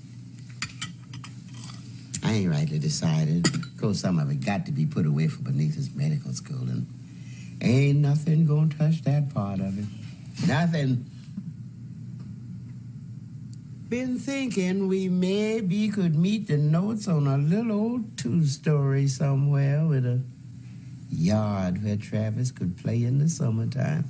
If we use part of that money as a down payment and everybody else kind of pitch in, I could maybe take on a little day work again. Well, Lord knows we done put enough rent to this here rat trap. I paid for 4 houses by now. Rat trap. Yeah, that's all it is. I remember just as well the day me and Big Walter moved in here, though. Hadn't been married but 2 weeks and wasn't planning on living here more than a year. We was gonna set aside, little by little, don't you know, and pass a little place out in Morgan Park. Even picked out the house. Looks right dumpy today, but Lord, child, you should know all the dreams I had about buying that place and fixing it up and making me a little garden in the back. None of that happened. Yes, life can be a barrel of disappointment sometimes. And that Big Walter used to come in here some nights back then and slump down on that couch there. Just look at the rug and look at me. Look at the rug and then back at me, and I'd know he was down then, really down. And Lord, child, when I lost that baby, little Claude, I almost thought I was going to lose Big Walter, too. Oh, that man grieved himself. He was one man to love his children. Nothing can tear at you like losing your baby. I reckon that's how come that man finally worked himself to death like he done. Like he was fighting his own war against this here world that took his baby from him. He sure was a fine man, all right. Always liked Mr. Younger. Crazy about his children. God knows there was plenty wrong with Walter Younger. Hard-headed, mean, kind of wild with the women. Plenty wrong with him. But he sure loved his children. Always wanted them to have something, be something. That's where brother get them notions from, I reckon. Big Walter used to say he'd get right wet in the eyes, lean his head back with the water standing in his eyes and say,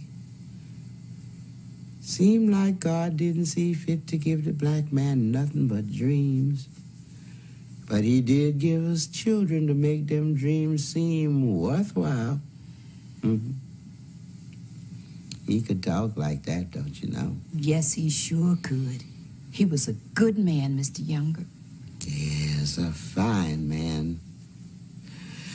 Just couldn't ever catch up with his dreams, that's all.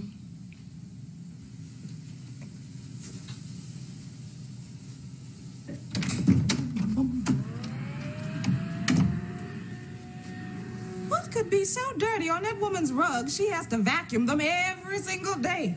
I wish a certain young woman round here I could name would take inspiration about certain rugs in a certain apartment I could also mention. How much cleaning can a house need, for Christ's sake? Benny. Just listen to her, just listen. Oh, God. If you use the Lord's name just one more time. Oh, Mama. Fresh, just fresh as salt, this girl. Well, if the salt loses its savor. Now that will do. I just ain't gonna have you around here reciting the scripture in vain, you hear me? How did I manage to get on everybody's wrong side by just walking into a room? If you weren't so fresh. Ruth, I am 20 years old. What time you be home from school this evening? Kind of late. Madeline is going to start my guitar lessons. Your what kind of lessons? Guitar. Oh, Father. How come you done taken it into your mind to learn to play the guitar? I just want to, that's all. Oh, child, don't you know what to do with yourself? How long it's gonna be before you get tired of this now? Like you got tired of that little play acting group you joined last year. What was it the year before that? Horseback riding club, for which she bought that $55 riding habit that's been hanging in the closet ever since. Why you got to flit so from one thing to another, baby? I just want to learn to play the guitar. Is anything wrong with that? Ain't nobody trying to stop you. I just wonders why you has to flit so from one thing to another. You ain't never done nothing with all that camera equipment you bought. I don't flit. I experiment with different forms of expression. Like riding a horse? People have to express themselves one way or another. What is it you want to express? Me! Don't worry. I don't expect you to understand. Who are you going out with tomorrow? George Murchison again. Oh, you getting a little sweet on him. You asked me this, child ain't sweet on nobody but herself. Express us. I like George all right, Mama. I mean, I like him enough to go out with him and stuff, but what does and stuff mean? Mind your own business. Quit picking on her now, Ruth. What does it mean? I just mean I could never really be serious about George. He's so shallow. Shallow? What you mean he's shallow? He's rich. Sure. I know he's rich. He knows he's rich, too. Well, what other qualities a man got to have to satisfy you, little girl? You wouldn't even begin to understand. Anybody who married Walter could not possibly understand. Now, what kind of way is that for you to talk about your brother? Brother's a flip, let's face it. What's a flip? She's saying he's crazy. No, not crazy. Brother isn't really crazy yet. He's an elaborate neurotic. Hush your mouth. As for George, George looks good. He's got a beautiful car. He takes me to nice places. I even like him sometimes. But if the youngers are sitting around waiting to see if their little Benny is going to tie up the family with the Murchisons, they're wasting their time. You mean you wouldn't marry George Murchison even if he asked you someday? That pretty rich thing? Honey, I knew you was No, I would not marry him if all I felt for him is what I feel now. Besides, George's family wouldn't really like it. Why not? Oh, Mama. The Murchisons are honest to God, real, live, rich colored people. And the only people in the world who are more snobbish than rich white people are rich colored people. Oh, I thought everybody knew that. I have met Mrs. Murchison. Woo! She's a scene. You must not dislike people because they well off, honey. Why not? It makes just as much sense as disliking people because they're poor. And lots of people do that. Well, she'll get over some of this. Get over it. What are you talking about, Ruth? Listen, I am going to be a doctor. I'm not worried about who I'm going to marry yet. If I ever get married. If? Now, Benny. Oh, I probably will. But first, I am going to be a doctor. And George, for one, still thinks that's pretty funny. Well, I couldn't be bothered with that. I am going to be a doctor, and everybody around here better understand that. Of course you're going to be a doctor, honey. God willing. God hasn't got a thing to do with it. Benitha, that just wasn't necessary. No, neither's God. I get sick of hearing about God. Benitha! I mean it. I am just tired of hearing about God all the time. What has he got to do with anything? Does he pay tuition? You just about to get your fresh little jaw slapped. That's just what she needs. Why? Why can't I say what I want to around here like everybody else? It don't sound nice for young girls to say things like that. You wasn't brought up that way. Me and your daddy went to trouble to get you and brother to church every Sunday. Mama, you don't understand. It's all a matter of ideas, and God is just one idea I don't accept. Well, it's not important. I'm not going out and be immoral or commit crimes because I don't believe in God. I don't even think about it. It's just that I get tired of him getting credit for all the things the human race achieves through its own stubborn effort. Well, there simply is no blasted God. There's only man, and it is he who makes miracles.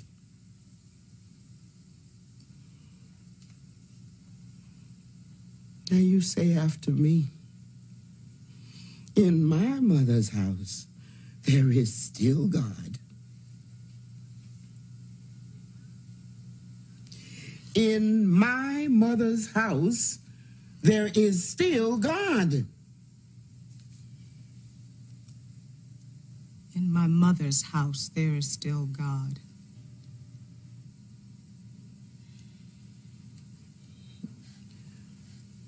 There are some ideas we just ain't gonna have in this house. Not as long as I'm still the head of this family. Yes, ma'am.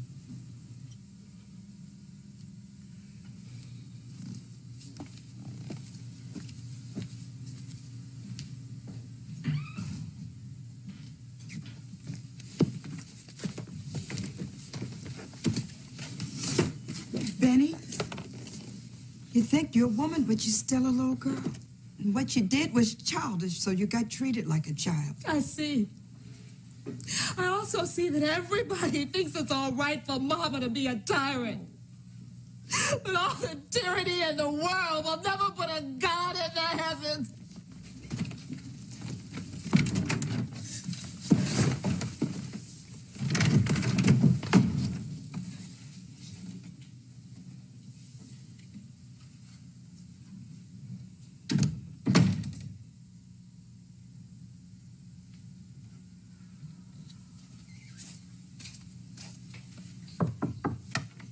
She said she was sorry.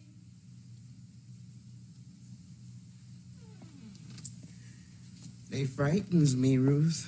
My children. You got good children, Lena. They're just a little off sometimes, but they're good. No. There's something come down between me and them that don't let us understand each other, and I don't know what it is. One of them done almost lost his mind talking about money all the time. The other done commenced to talk about things that I can't seem to understand in no form or fashion. What is it that's changing, Ruth? Now you're taking it all too seriously. You just got strong-willed children.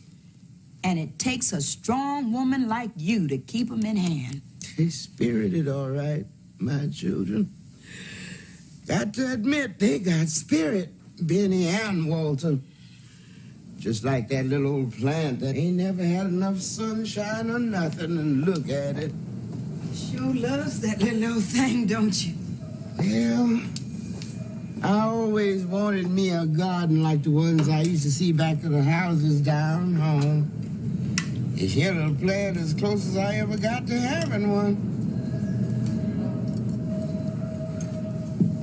Lord, there ain't nothing as dreary as the view from this window on a dreary day, is there? Why ain't you singing now this morning, Ruth? Sing that, No Ways Tired. That song always lifts me up so. Ruth? Ruth, honey, what's the matter? Ruth!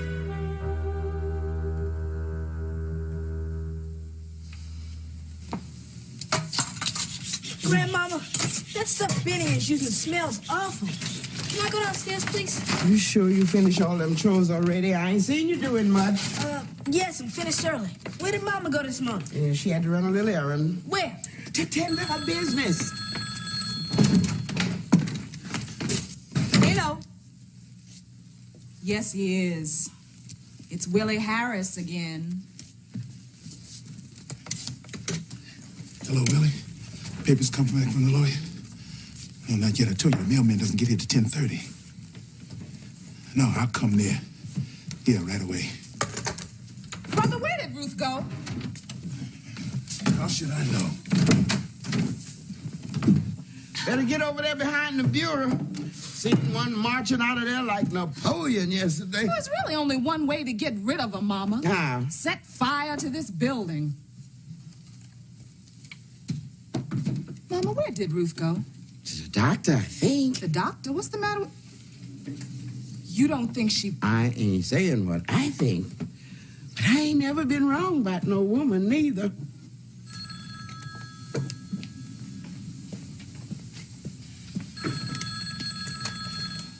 Hello.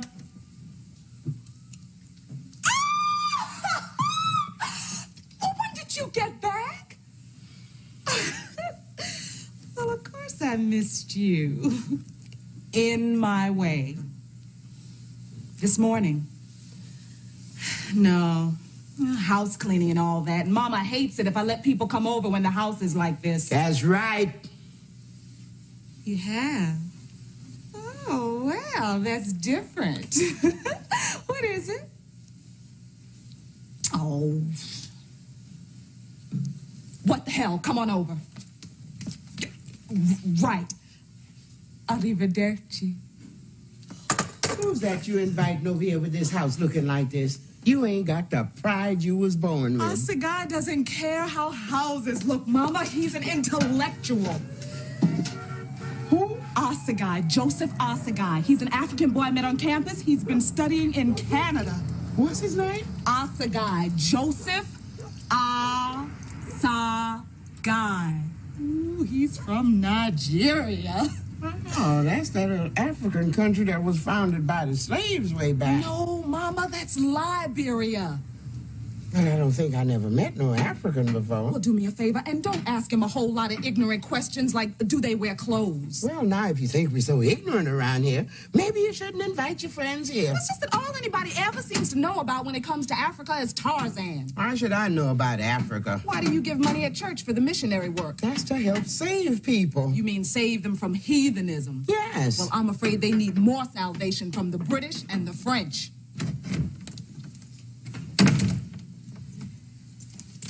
Well, guess from all the happy faces, everybody knows. Ruth, you pregnant? Lord have mercy. I sure hope it's a little old girl. Travis ought to have a sister. Well, how far along are you? 2 months. Did you mean to? I mean, did you plan it or was it an accident? What you know about planning or not planning? She's 20 years old, Lena. Did you plan it, Ruth? Mind your own business. It is my business. Where's he gonna sleep, on the roof? Gee, Ruth, I didn't mean that. Honest. Gee, I don't feel like that at all. I think it is wonderful. Wonderful. Yes, really. What on earth is going on out there?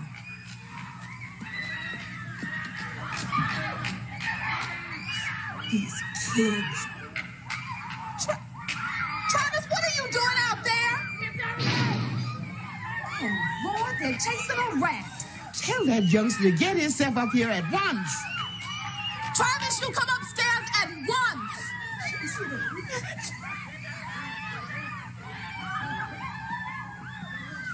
Doctor say everything gonna be all right?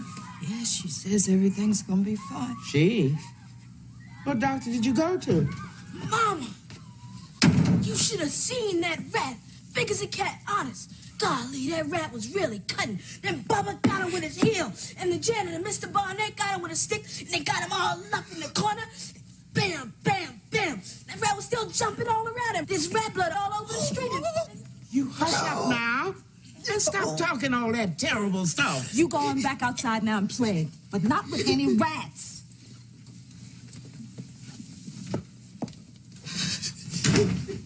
Ruth, honey, what's the matter? You sick or something? What's the matter with her, Mama? Oh, she'll be all right.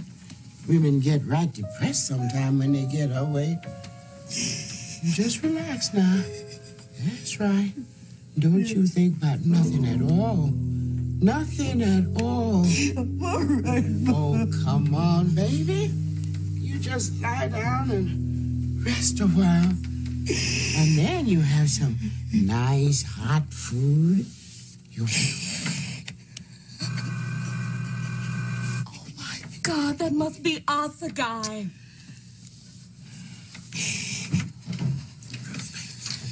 It's all right.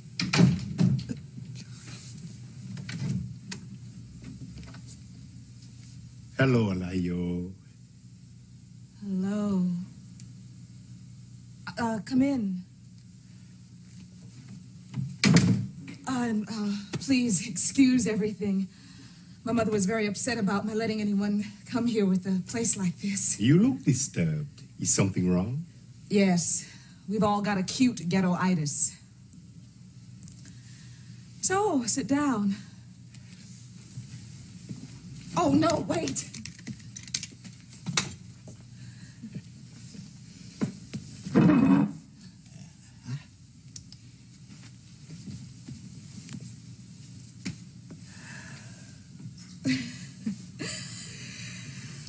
So, how was Canada?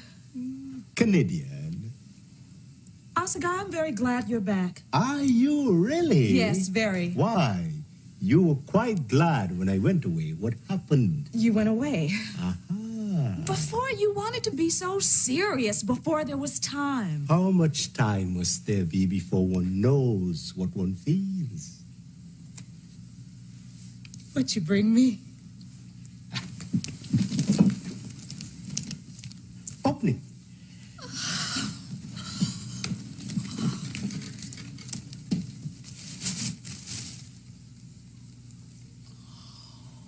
Oh, Asagai. Oh, you got them for me. How beautiful. And the records, too.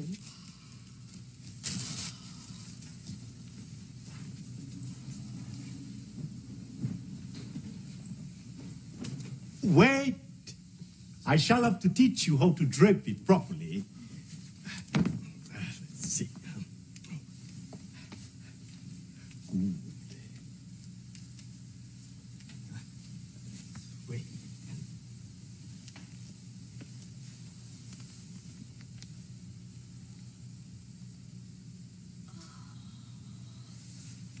How pegedeu bamushe. You wear it well, very well. Mutilated hair and all. My hair? What's wrong with my hair? Were you born with it like that? No, of course not. How then? You know perfectly well how. It's as crinkly as yours, that's how. And it is ugly to you that way. Oh, no, not ugly. But it's so hard to manage when it's, well, raw. And so to accommodate that, you mutilate it every week. It's not mutilation. Oh, please, I'm only teasing you because you are so very serious about these things. Do you remember the first time we met at school? You came up to me and you said, and I thought you were the most serious little thing I had ever seen. You said that, Mr. Asagai, I want very much to talk with you about Africa. You see, Mr. Asagai, I'm looking for my identity. Yes. Well, it is true that this is not so much a profile of a Hollywood queen as perhaps a queen of the Nile. But what does it matter? Assimilationism is so popular in your country. I am not an assimilationist. Such a serious one. So, you like the robes? You must take excellent care of them. They are for my sister's personal wardrobe. You sent all the way home for me? For you, I would do much more. Well, that is what I came for. I must go. Will you call me Monday? Yes, we have a great deal to talk about, you and I. I mean about identity and time and all that. Time? Yes, about how much time one needs to know what one feels. You see, you never understood that there's more than one kind of feeling which can exist between a man and a woman. Or at least there should be. No, between a man and a woman, there need be only one kind of feeling. I have that for you. Now even. Right this moment. I know. And by itself, it won't do. I can find that anywhere. For a woman, it should be enough. Oh, I know, because that's what it says in all the novels that men write. But it isn't. Well, go ahead and laugh, but I'm not interested in becoming someone's little episode in America. Or one of them. Well, that's funny as hell, huh? No, it's just that every American girl I have known has said that to me. White, black, in this, you're all the same. And that same speech, too. Yuck, yuck, yuck. It's how you can be sure that the world's most liberated women are not liberated at all. You all talk about it too much.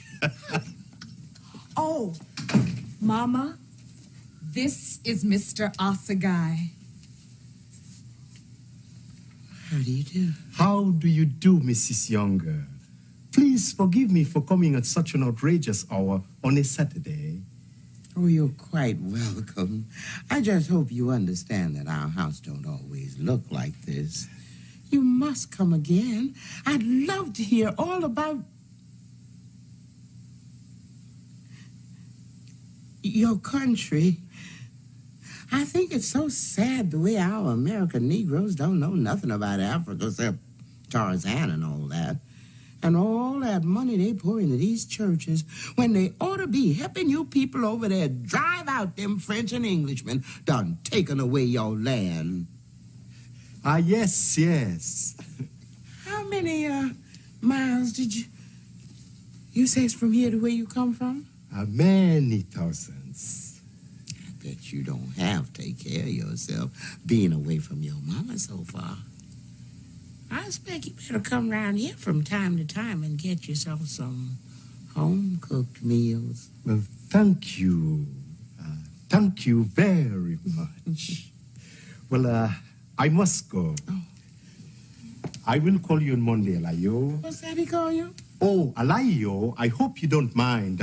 It is what you call a nickname, I think. It is a Yoruba word. See, I am a Yoruba. I thought you said... No. Nigeria is my country. Yoruba is my tribal origin. You didn't tell us what Alahio means. For all I know, you might be calling me little idiot or something. Let me see. I really do not know just how to explain it. The sense of a thing can be so different when it changes languages. You're evading. No, really, it is difficult.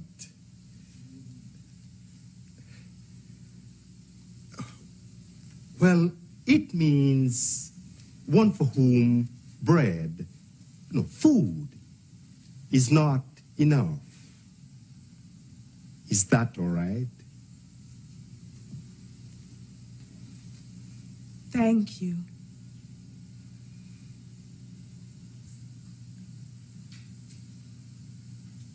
Well, that's nice. You must come again, Mr. Asagai.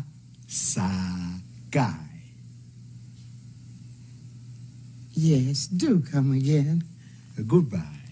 Bye.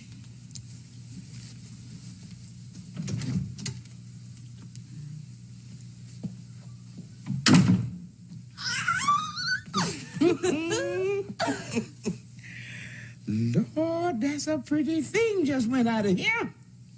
Yeah. I guess I see why we done commenced to be so interested in Africa around here. Missionaries, my Aunt Jenny. Oh, Mama!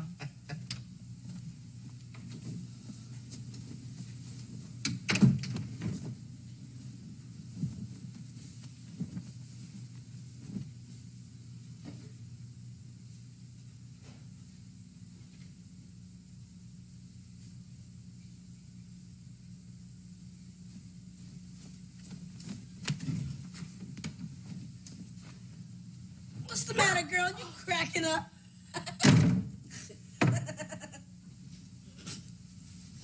Oh, you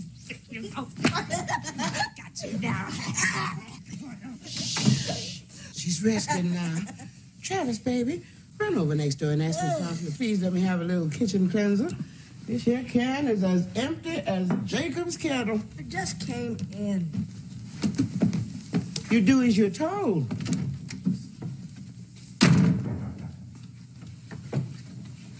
Where you going? To become a queen of the Nile.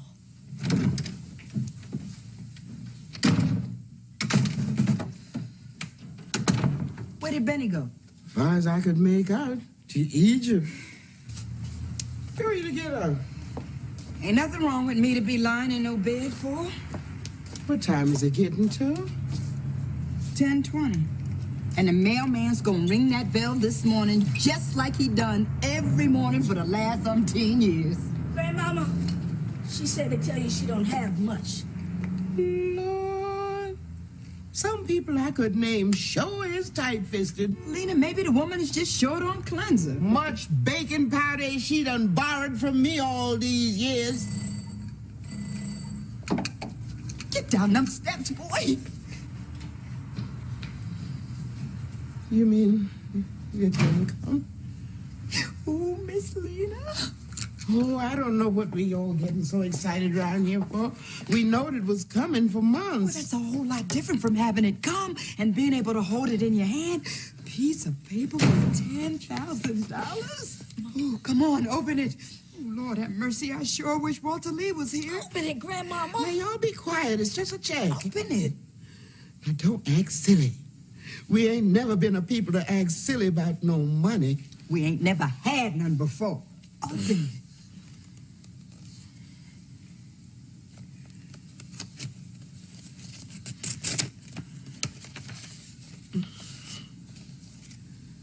Travis, is something the right amount of zeros? Yes. $10,000. Golly, Grandmama, you rich. $10,000. Your Ruth put it away somewhere.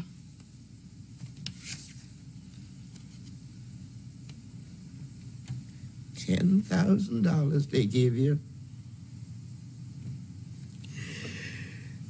$10,000. What's the matter with Grandmama? Don't she want to be rich? You're going out and playing up. You've gone and got yourself upset. Think if it wasn't for y'all, I'd just put that money away or give it to the church or something. Now, what kind of talk is that? Mr. Younger would just be plain mad to hear you talking foolish like that.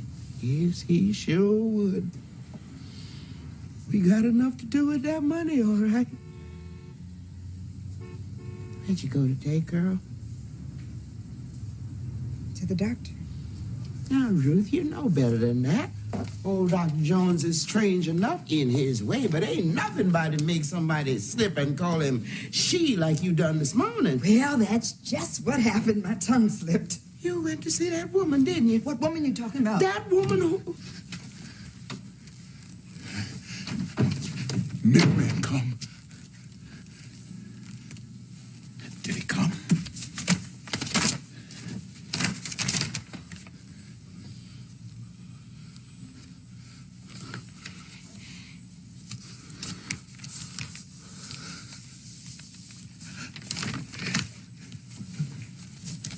Mama, look. Old Will Harris put everything on paper. The lawyers just looked at it and everything is fine. Son, I think you ought to talk to your wife. I'll go out and leave you all alone. I'll talk to her later, Mama. Look, listen. Son. Please, will somebody listen to me today? I don't allow no yelling in this house, Walter Lee, and you know it. And there ain't gonna be no investing in no liquor store. But, Mama, you ain't even looked at it. I don't aim to have to speak on that again. You ain't looked at it, and you don't aim to have to speak on that again. You ain't even looked at it, and you decided. Well, you tell that to my boy tonight when you put him to sleep on the living room couch. Where you going? Out. Where? Just out of this house somewhere. I'll come too. I don't want you to come. I got something I want to talk to you about, Walter. Forget it. Lee. Sit down. I'm a grown man, Mama. Ain't nobody said you wasn't grown, but you're still in my house and my presence. And as long as you are, you'll talk to your wife civil. Now sit down. Oh, let him go and out and bring himself to death and make me sick to it. You turn mine too, baby. That was my biggest mistake. Lee, what is the matter with you? Matter with me? Ain't nothing the matter with me. Well, yes, there is. Something is eating you up like a crazy man. Something more than me not giving you this money. These past few years, I've been watching it happen to you. You get all nervous acting and kind of wild in the eyes, and I say, sit there now, I'm talking to you. No, Mama, I don't need no nagging at me today.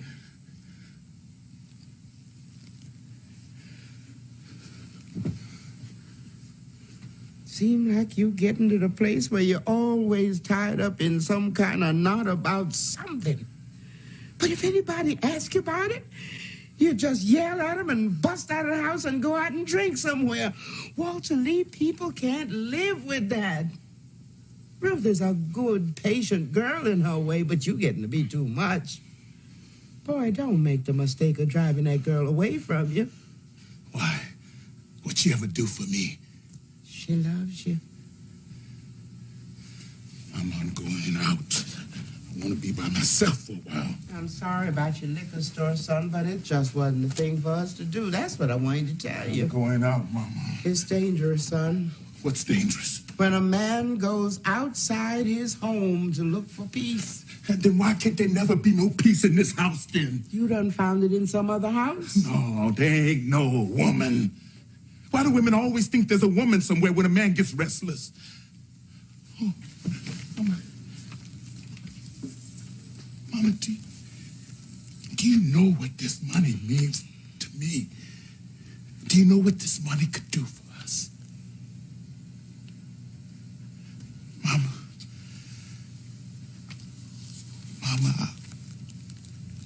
I want so many things. Yes, son.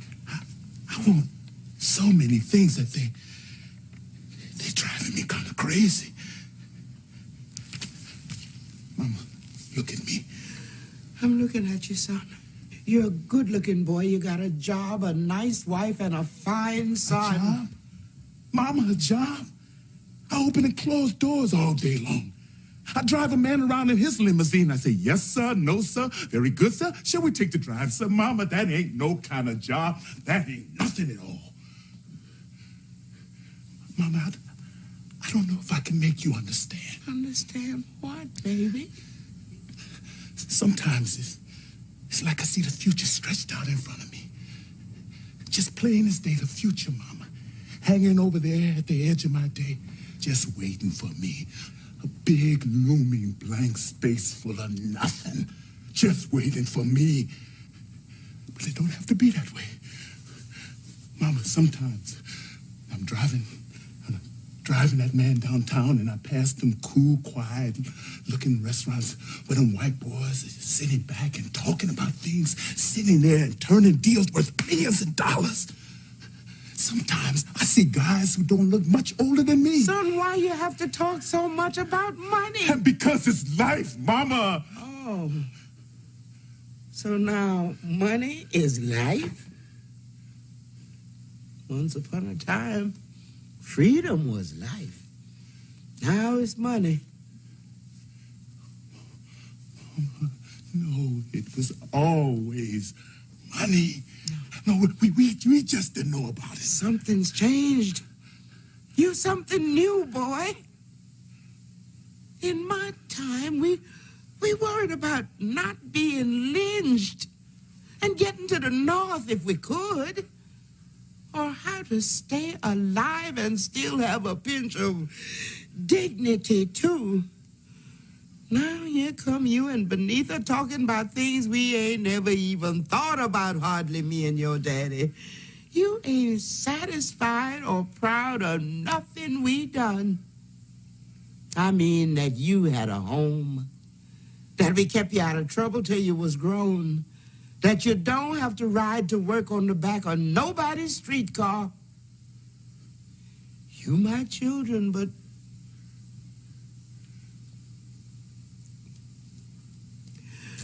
how different we done become.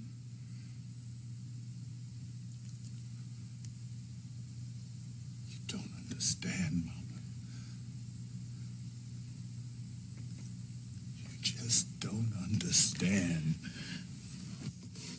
Son, did you know your wife is expecting another baby? That's what she wanted to talk to you about. This ain't for me to be telling, but you ought to know. I think Ruth is thinking about getting rid of that child.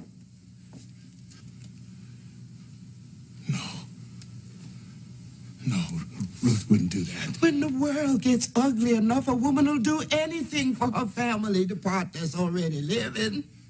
You don't know Ruth, Mama, if you think she'd do that. Yes, I would too, Walter. I gave her $5 down payment. Well, son, I'm waiting to hear you say something. I'm waiting to hear how you be your father's son. Your wife say she gonna destroy your child. And I'm waiting to hear you talk like him and say we a family who give children life, not who destroys them. I'm waiting to see you stand up and look like your daddy and say we done give up one baby to poverty and that we ain't gonna give up nary another one. I'm waiting. If you're a son of mine, tell her.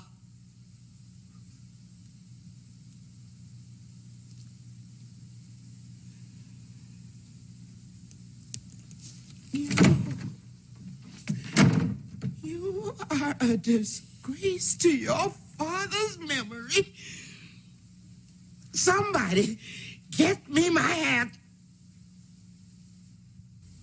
This bitter earth,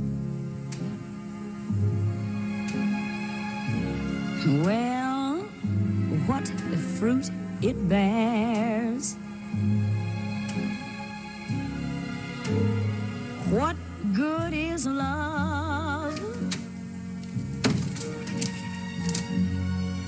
What have we got on tonight? You are looking at what a well-dressed Nigerian woman wears. Isn't it beautiful? Oh, enough of this assimilationist junk.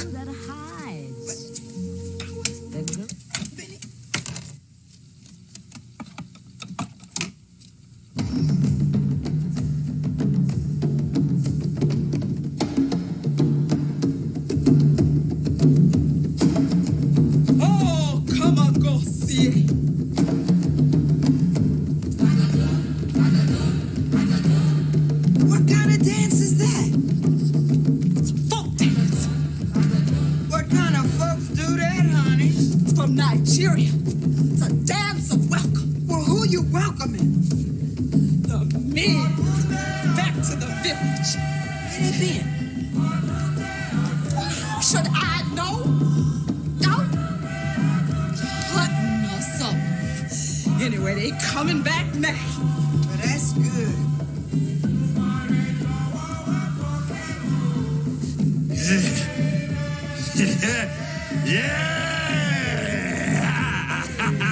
And Ethiopia stretch forth the arms again. Yes, and Africa sure is claiming her own tonight. Shut up. I'm digging them drums. Them drums move me. My heart of heart, I'm much warrior. In your heart of hearts, you're much in YOLO.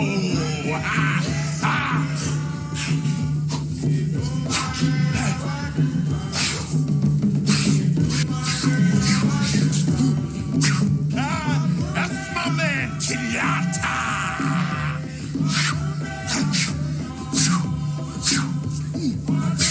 Flaming spear, hot damn. Oh, come on, go Flaming spear! the line is waiting. Oh, swim away. Oh, swim away! Listen, my black brothers. Oh, come on, see. Do you hear the water rushing against the shores of our coastline? Oh, come on, see. Hey, do you hear the screeching of the cocks in the yonder hills beyond where the chiefs meet in council for the coming of the mighty war? Oh, come on, see. Do you hear the beating of the wings of the birds flying low over the mountains in the low places of our land? Oh, come on, see. Hey, do you hear the singing of the women, singing the war songs of our fathers to the babies in the great houses, singing the sweet war songs? Oh, do you hear, my black brothers? We hear you, flaming spear. Hey, telling us to prepare for the greatness of the time. Oh, black brother. Black brother, hell. Benita, you got company, girl. Oh, Lord, come on now. What is the matter with you? Walter the young man, get down off that table now. Baby, stop it.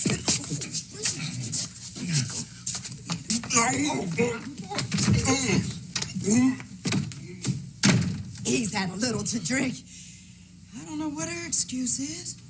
Look, honey, we're going to the theater. We're not going to be in it. So go change, huh? What in the name of... Girl, you done lost your natural mind. Look at your head. What have you done to your head? I mean, your hair. Nothing except cut it off. You expect this boy to go out with you with your hair looking nappy like that? Well, that's up to George. If he's ashamed of his heritage. Oh, don't be so proud of yourself, Benny, just because you look eccentric. How can something that's natural be eccentric? That's what being eccentric means, being natural. Get dressed. I don't like that, George. Why must you and your brother make an argument out of everything people say? Because I hate assimilationist Negroes. Will somebody please tell me what assimila whoever means? Oh, it's just a college girl's way of calling people Uncle Toms. But that's not what it means at all. Well, what does it mean? It means someone who is willing to give up his own culture and submerge himself completely in the dominant and, in this case, oppressive culture. Dear, dear, dear. Here we go. A lecture on the African past and our great West African heritage. In 1 second, we will hear all about the great Ashanti empires, the great Songhai civilizations, and the great sculpture of Benin, and then some poetry in the Bantu, and the whole monologue will end with the word heritage. Let's face it, baby, your heritage is nothing but a bunch of raggedy-ass spirituals and some grass huts. Grass huts? See there? You are standing there in your splendid ignorance, talking about people who were the first to smelt iron on the face of the earth. The Ashanti were performing surgical operations, while the English were still tattooing themselves with blue dragons. Have a seat, George.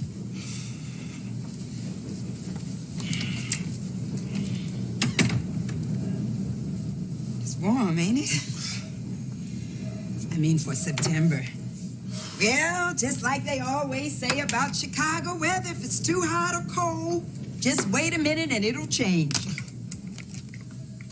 Everybody say it got to do with them bombs and things they keep setting off.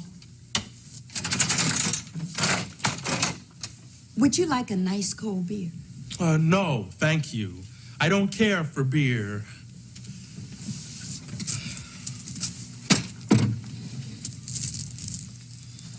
Boy, I hope she hurries up. Whew. What time is the show? It's an 8:30 curtain. Oh. That's just Chicago, though. In New York, standard curtain time is 8:40. You get to New York a lot? Oh, a few times a year. Oh, that's nice. I've never been to New York. New York ain't got nothing Chicago ain't. Except a bunch of hustling people all squeezed up together. Being Eastern. Oh, you've been? Plenty times. Walter Lee, younger? Plenty. What we got to drink in this house? Hey, why don't you offer this man some refreshment? Yeah. They don't know how to entertain in this house, man. Thank you. I don't care for anything.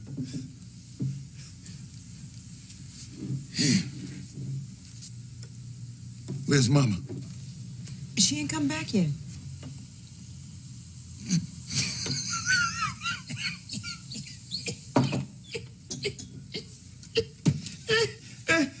Why do all you college boys wear them faggoty-looking white shoes? Walter Lee.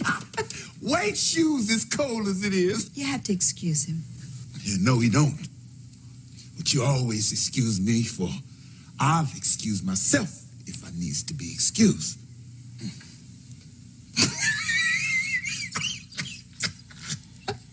They look funny as hell. Bad as them black knee socks Benita wears out here all the time. It's the college style. College style? Hell. She looks like she got burnt legs or something.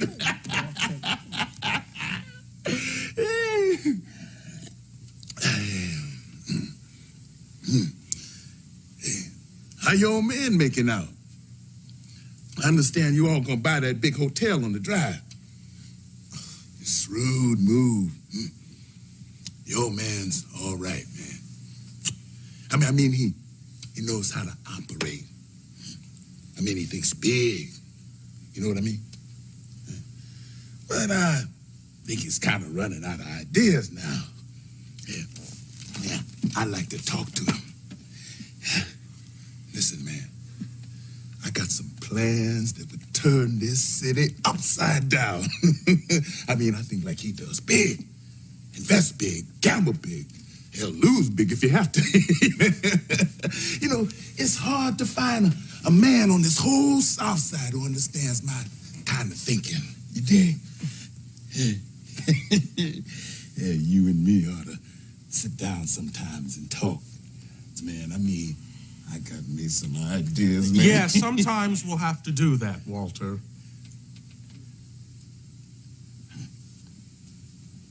Yeah. Well, when you get the time, man. You know, you a busy little boy. Walter Lee? There ain't nothing in this world as busy as them colored college boys with their fraternity pins and their white shoes. Walter Lee. I see y'all all the time. Your books all tucked under your arms, going to your classes. And what for? What the hell you learning over there? Filling your head up with the sociology and the psychology, but they teaching you how to be a man?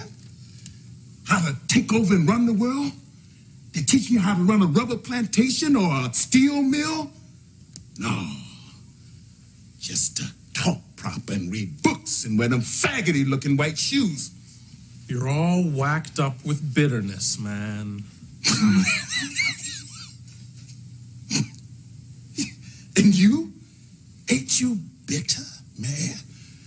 Ain't you just about had it yet? Don't you see no stars gleaming that you can't reach out and grab? You happy? You contented son of a bitch. You happy? You got it made? Bitter. Man, I'm a volcano. Bitter. Here I am, a giant, surrounded by ants. Ants who can't even understand what a giant is talking about. Walter, ain't you with nobody? No, because ain't nobody with me. Not even my own mother. Walter, that's a terrible thing to say. Well, hey, you look great. Ooh. What's the matter with your head? I cut it off, brother. Well, I'll be damned. So that's what they mean by the African bush. Ha ha. Let's go, George. You know something? I like it. It's sharp. I mean, it really is. Yes, I think so, too. Oh, no, you don't. You leave yours alone. You might turn out to have a pin-shaped head or something. See y'all later. Have a nice time. Thanks. Good night. Good night, Prometheus.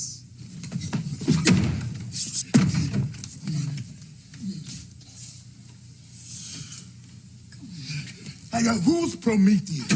I don't know, honey. Don't worry about it. You see there? They get to the point that they can't even search a man to man. They gotta go talk about something ain't nobody never heard of. Well, how do you know it was an insult? Maybe Prometheus is a nice fella. Prometheus? I bet they ain't even no such thing. I bet that simple-minded Walter? Don't start! Start what? You're nagging. Where was I? Who I was with? How much money did I spend? Well, honey, can't we just try to talk about it? I've been out talking with people who understand me. People who care about the things that's on my mind. I guess that means people like Willie Harris. Yes, people like Willie Harris. Then why don't y'all just hurry up and go into the banking business and stop talking about it? Hey, you want to know why? Why? Because we tied up in a race of people who can't do nothing but moan, pray, and have babies.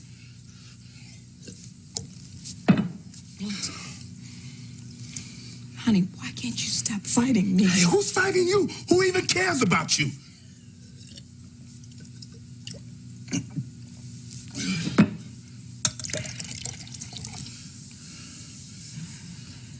Well, I guess I might as well go on to bed. I don't know where we lost it, but we have. I'm sorry about this new baby, Walter. I guess maybe I better go on and do what I started. I guess I just didn't realize how bad things was with us. I guess I just didn't realize.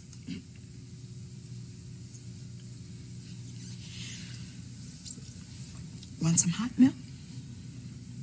Hot milk? Yes, hot milk. Why hot milk? Because after all that liquor, you ought to have something hot. I don't want no milk. Want some coffee then? I know I don't want no coffee. I don't want nothing hot to drink. Why you always trying to give me something to eat? What else can I give you, Walter Lee Younger?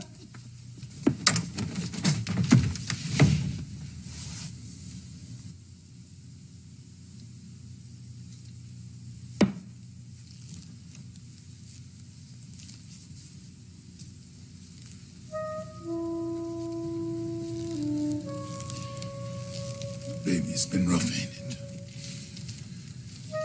Guess between two people, they ain't always as much understanding as folks generally think they is.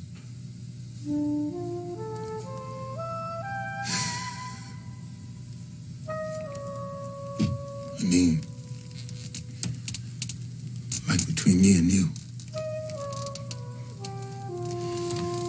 How it gets to the place where we scared to talk softness to each other.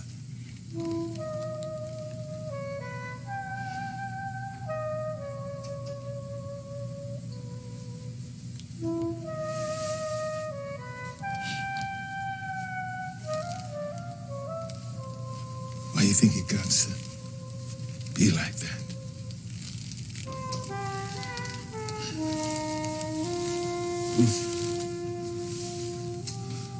This it gets into people ought to be close. I don't know, honey. I think about it a lot. Hey, on account of you and me, you mean? The way some things come down between us. There ain't so much between us. Not when you come to me and you try to talk to me. Just try to be with me a little even. Sometimes I don't even know how to try. Walter. Yes.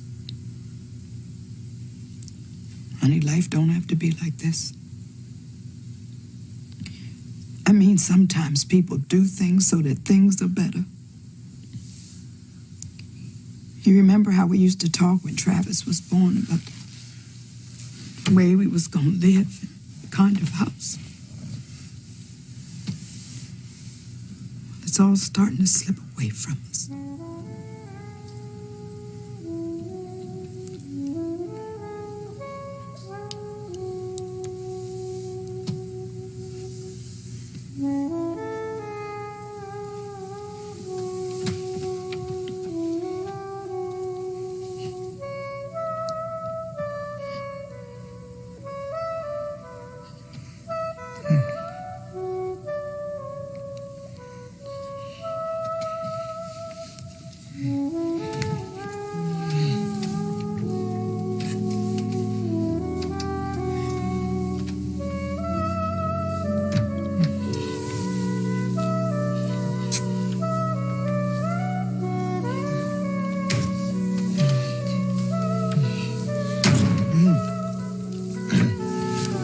Mama?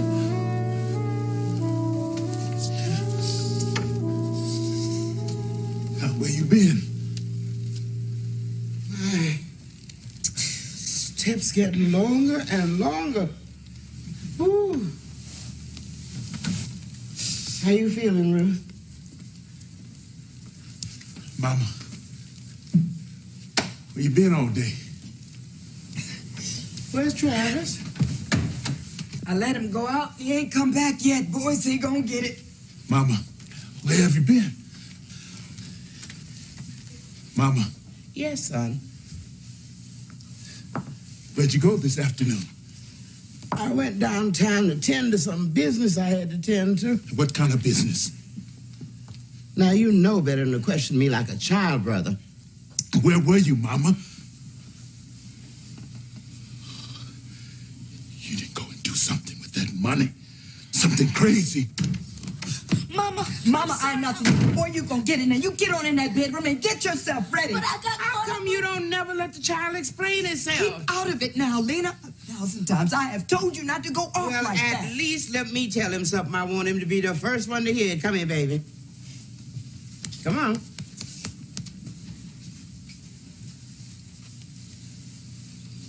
Travis, you know that money we got in the mail this morning? Yes, sir. Well, what you think your grandma gone and done with that money? I don't know, Grandmama. She went and she bought you a house. You glad about that house? It's gonna be yours when you get to be a man. Yes, and I always wanted to live in a house. All right. Well, give me some sugar then. Aw. Now, when you say your prayers tonight, you thank God and your grandfather, 'cause was him give you the house in his way. Now you get on out of here and get ready for your beating. Oh, Mama! Come on now. Get on in there now. Come on.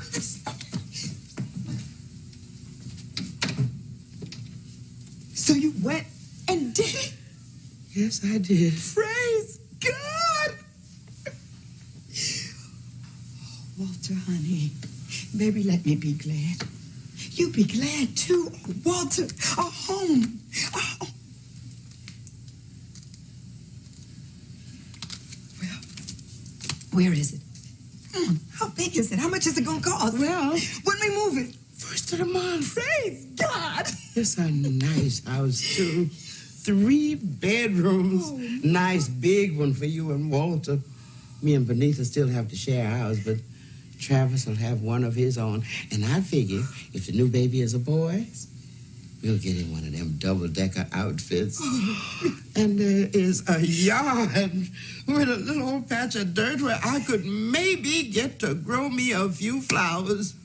And a nice big basement. Walter, honey, be glad. Of course now, I don't want to make it sound fancier than it is. It's just a plain little old house, but it's built good and solid. And it will be ours. Walter Lee, it makes a difference in a man when he can walk on floors that belong to him. Where is it? Well, it's out there in Clybourne Park. Where? 406 Clybourne Street, Clybourne Park. Clybourne Park? Mama, there ain't no colored people living in Clybourne Park. Well, there's gonna be some now. So that's the peace and comfort you went out and bought for us today. Son, I just tried to find the nicest place for the least amount of money for my family. Well, 'cause I ain't never been afraid of no crackers, mind you, but Mama, wasn't there no other houses nowhere? Them houses they put up for colors in them areas way out all seem to cost twice as much as other houses. I did the best I could. Well, well, all I can say is, if this is my time in life, my time to say goodbye to these goddamn cracking walls and these marching roaches and that cramped little closet that ain't now, never was no kitchen, then I say it loud and good. Hallelujah! Goodbye, misery. I don't never want to see your ugly face again. Oh, Lena. Yes, baby.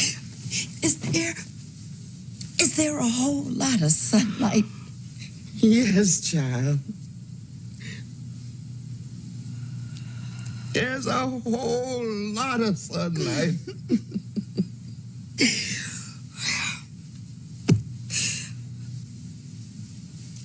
Well, I guess I better go see about Travis. Lord, I sure don't feel like whipping nobody today.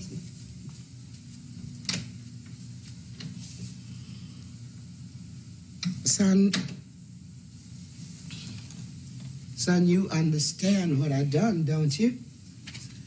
I just seen my family falling apart today, just falling to pieces right in front of my eyes. We couldn't have gone on like we was today.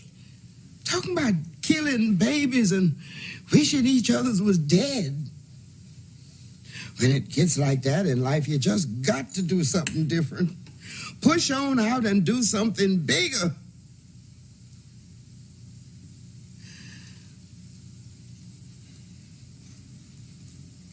I wish you'll say something, son. Wish you'll say how deep inside you think I done the right thing. What you need me to say you done right for? You're the head of this family. You run our lives like you want to. It's your money and you did what you wanted with it. So what you need me to say, it was all right for.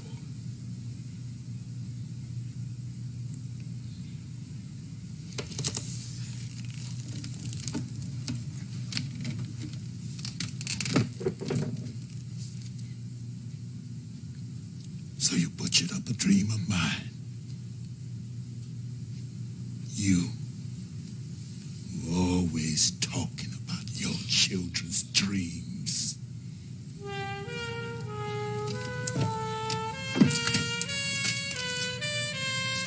Want to leave?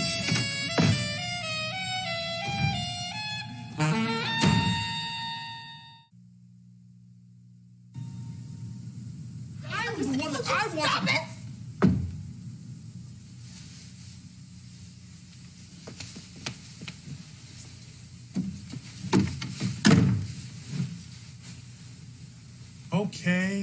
Okay, whatever you say.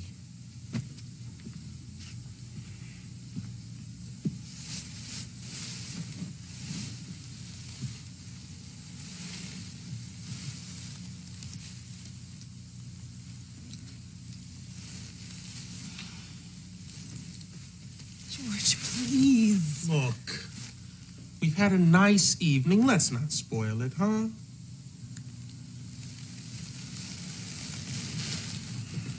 I'm trying to talk to you. We always talk. Yes, and I love to talk. I know it, and I don't mind it sometimes.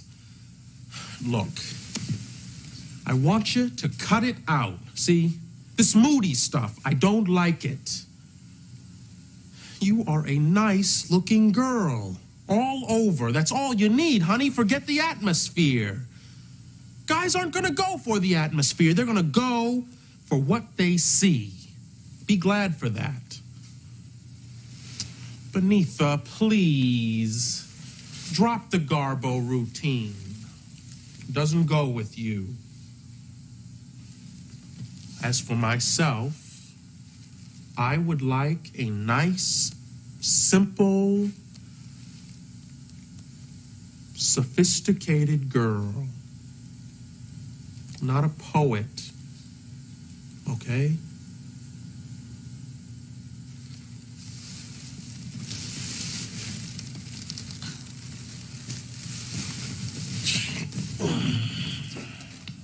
George, why are you angry? Because this is stupid.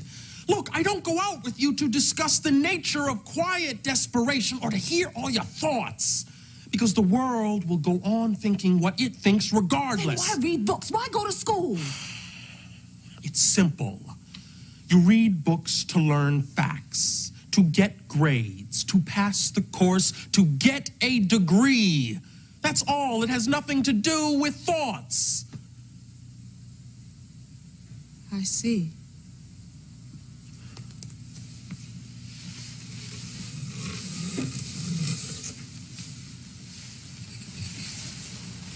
Good night, George.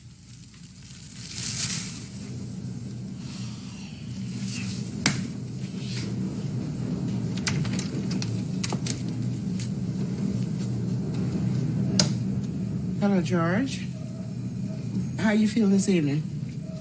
Fine, fine. How are you? Oh, a little tired. It stares kind of way out after a day's work. You all have a nice time tonight? Yes, fine time. Fine time.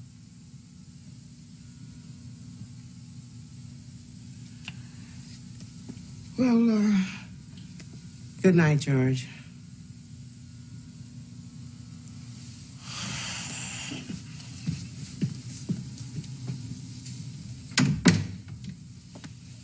Hello, honey. What you sitting like that for? I'm just sitting. Oh, now that your company is gone, why don't you make up Travis's bed for him?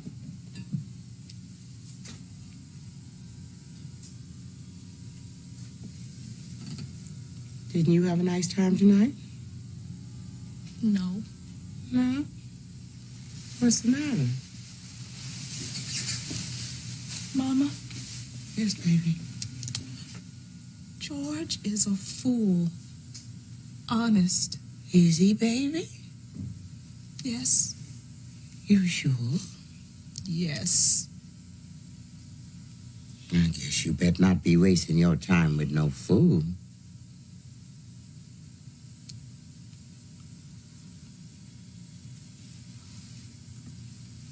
Mama? Yes, honey? Thank you For what? for understanding me this time.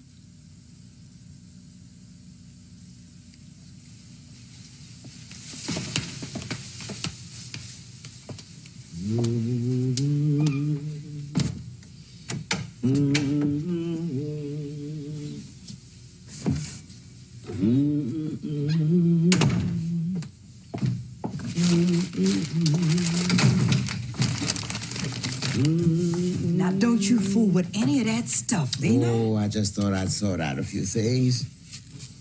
Is brother here? Yes. Is he? Yes.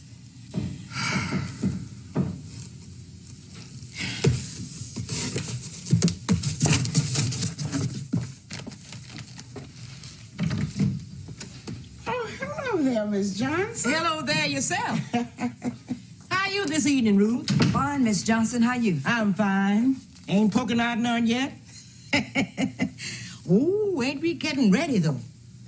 Yes, sir, will you look at that? I'm telling you.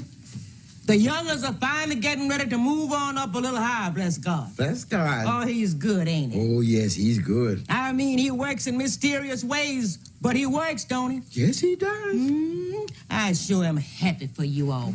This here child. Look like she's about to pop open with happiness, don't she? Oh, where's all the rest of the family? Benny's lying. They're going to bed. Oh, ain't no sickness yet, I hope. No, she's just a little tired. She was out this evening. Oh, ain't that lovely? She's still going out with the little Murchison boy? Mm-hmm. Oh, ain't that lovely? Ruth, why don't you get Mrs. Johnson a piece of sweet potato pie and some milk? Oh, honey, I ain't hardly got a minute. I just thought I would drop by to see if there's anything I could do. I guess y'all seen the news. It's all over that colored paper this week. No, I didn't get mine yet this week. You mean you ain't heard about them colored people that bombed out of that place out there? Ain't it somehow bad these white folks are getting here in Chicago? No, it's getting so you'd think he was down in Mississippi. But I think it's wonderful how our people just pushes on out. You know, I seen some of these Negroes always talking about they don't want to go nowhere they ain't wanted.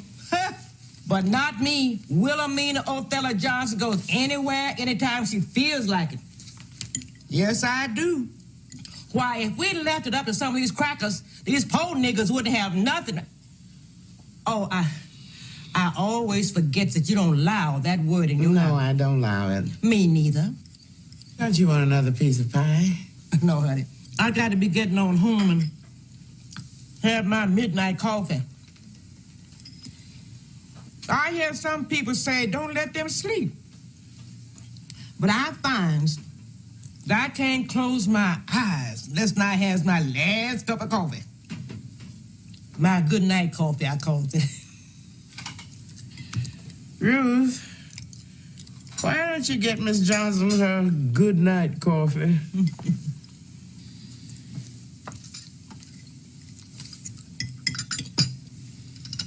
Where's brother tonight? He's lying down. He sure do get his beauty rest, don't he? Good-looking man. Sure is a good-looking man. I guess that's how come we start having so many babies around here. One thing about brother, he sure know how to have a good time. So ambitious. I bet it was his idea y'all move out there to Clybourne Park.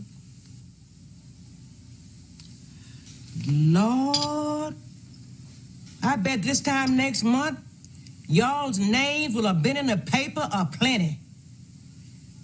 Negroes invade Clybourne Park. Bomb. We ain't exactly moving out there to get bombed. Oh, honey. Don't you know I be praying to God every day that nothing like that happens? But you have to take life as it is. Now, these Chicago peckerwoods are some bad peckerwoods. We done thought about all that, Miss Johnson. Hello there, Benny. Hello, Mrs. Johnson. How is school? Fine, thank you. Huh? Guess so she don't want to say nothing to nobody. The child was on her way to the bathroom. I know.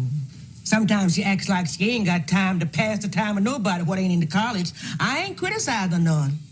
It's just that, well, you know how some of our young folk act when you get a little education. Of course, I understand her being proud and everything. Being she's the only one in the family to make something of herself.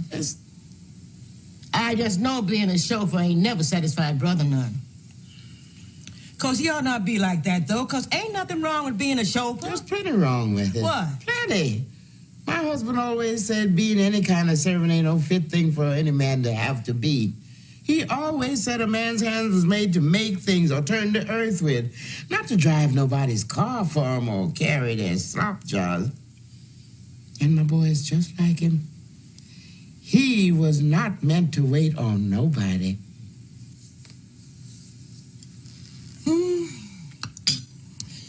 You youngers is too much for me. You know, you all sure are some proud acting colored folks. Yes, well, like I always think like what Booker T. Washington said that time.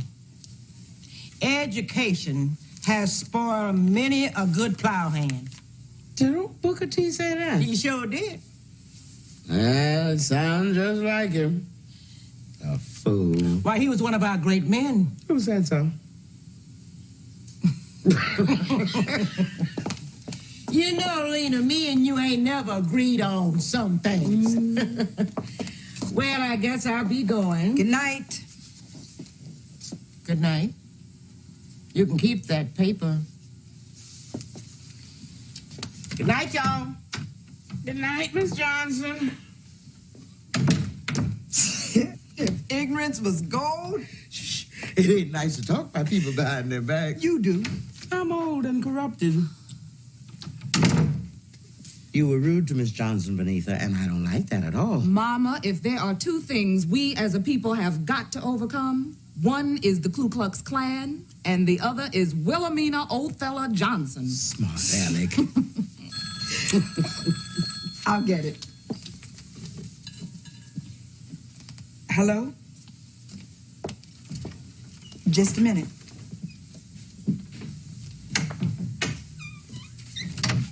Walter, it's Mrs. Arnold.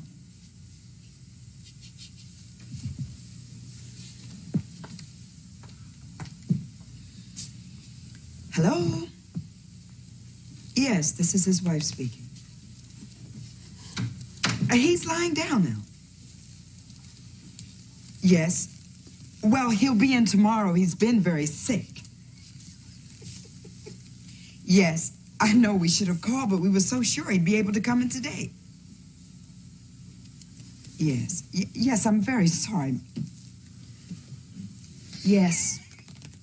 Thank you very much. That was Mrs. Arnold. Was it? She said if you don't come in tomorrow, that they are getting a new man. That's sad. That's crying sad. She said Mr. Arnold has had to take a cab for 3 days. Walter, you ain't been to work in 3 days? Where you been, Walter Lee Younger? You're gonna lose your job. That's right. Oh, Walton, with your mother working like a dog every day? Oh, that's sad. Everything is so sad. Where you been these 3 days, son?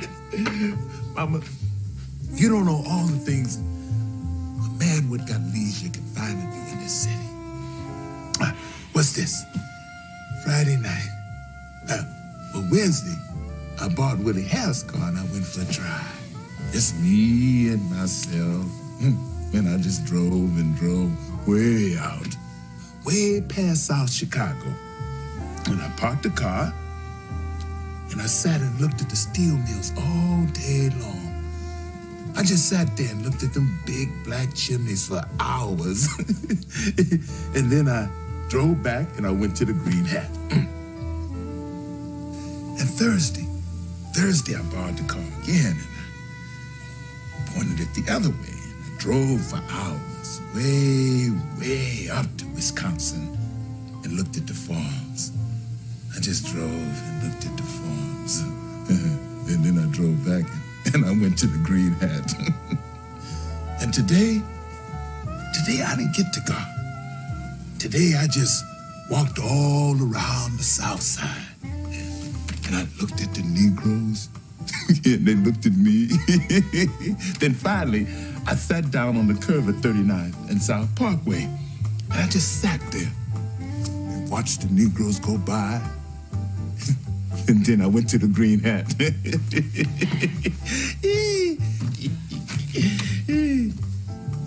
Y'all sad? Y'all depressed? And you know where I'm going now. Big Walter, is this the harvest of our days? Mama, you know what I like about the Green Hat? They got this little cat there who blows the sax. I mean, he blows, he talks to me. He ain't but about 5 feet. He's got his eyes closed all the time, and he's all music. Walter Lee? And there's another fella on the piano. They got a sound. I mean, they can work on some music. I mean, they got the best little combo in the world at the Green Hat. You just sit there, drink, and listen to them 3 men play. And you realize it ain't nothing worth a damn but being there. I've helped do it to you, haven't I? Oh, Walter,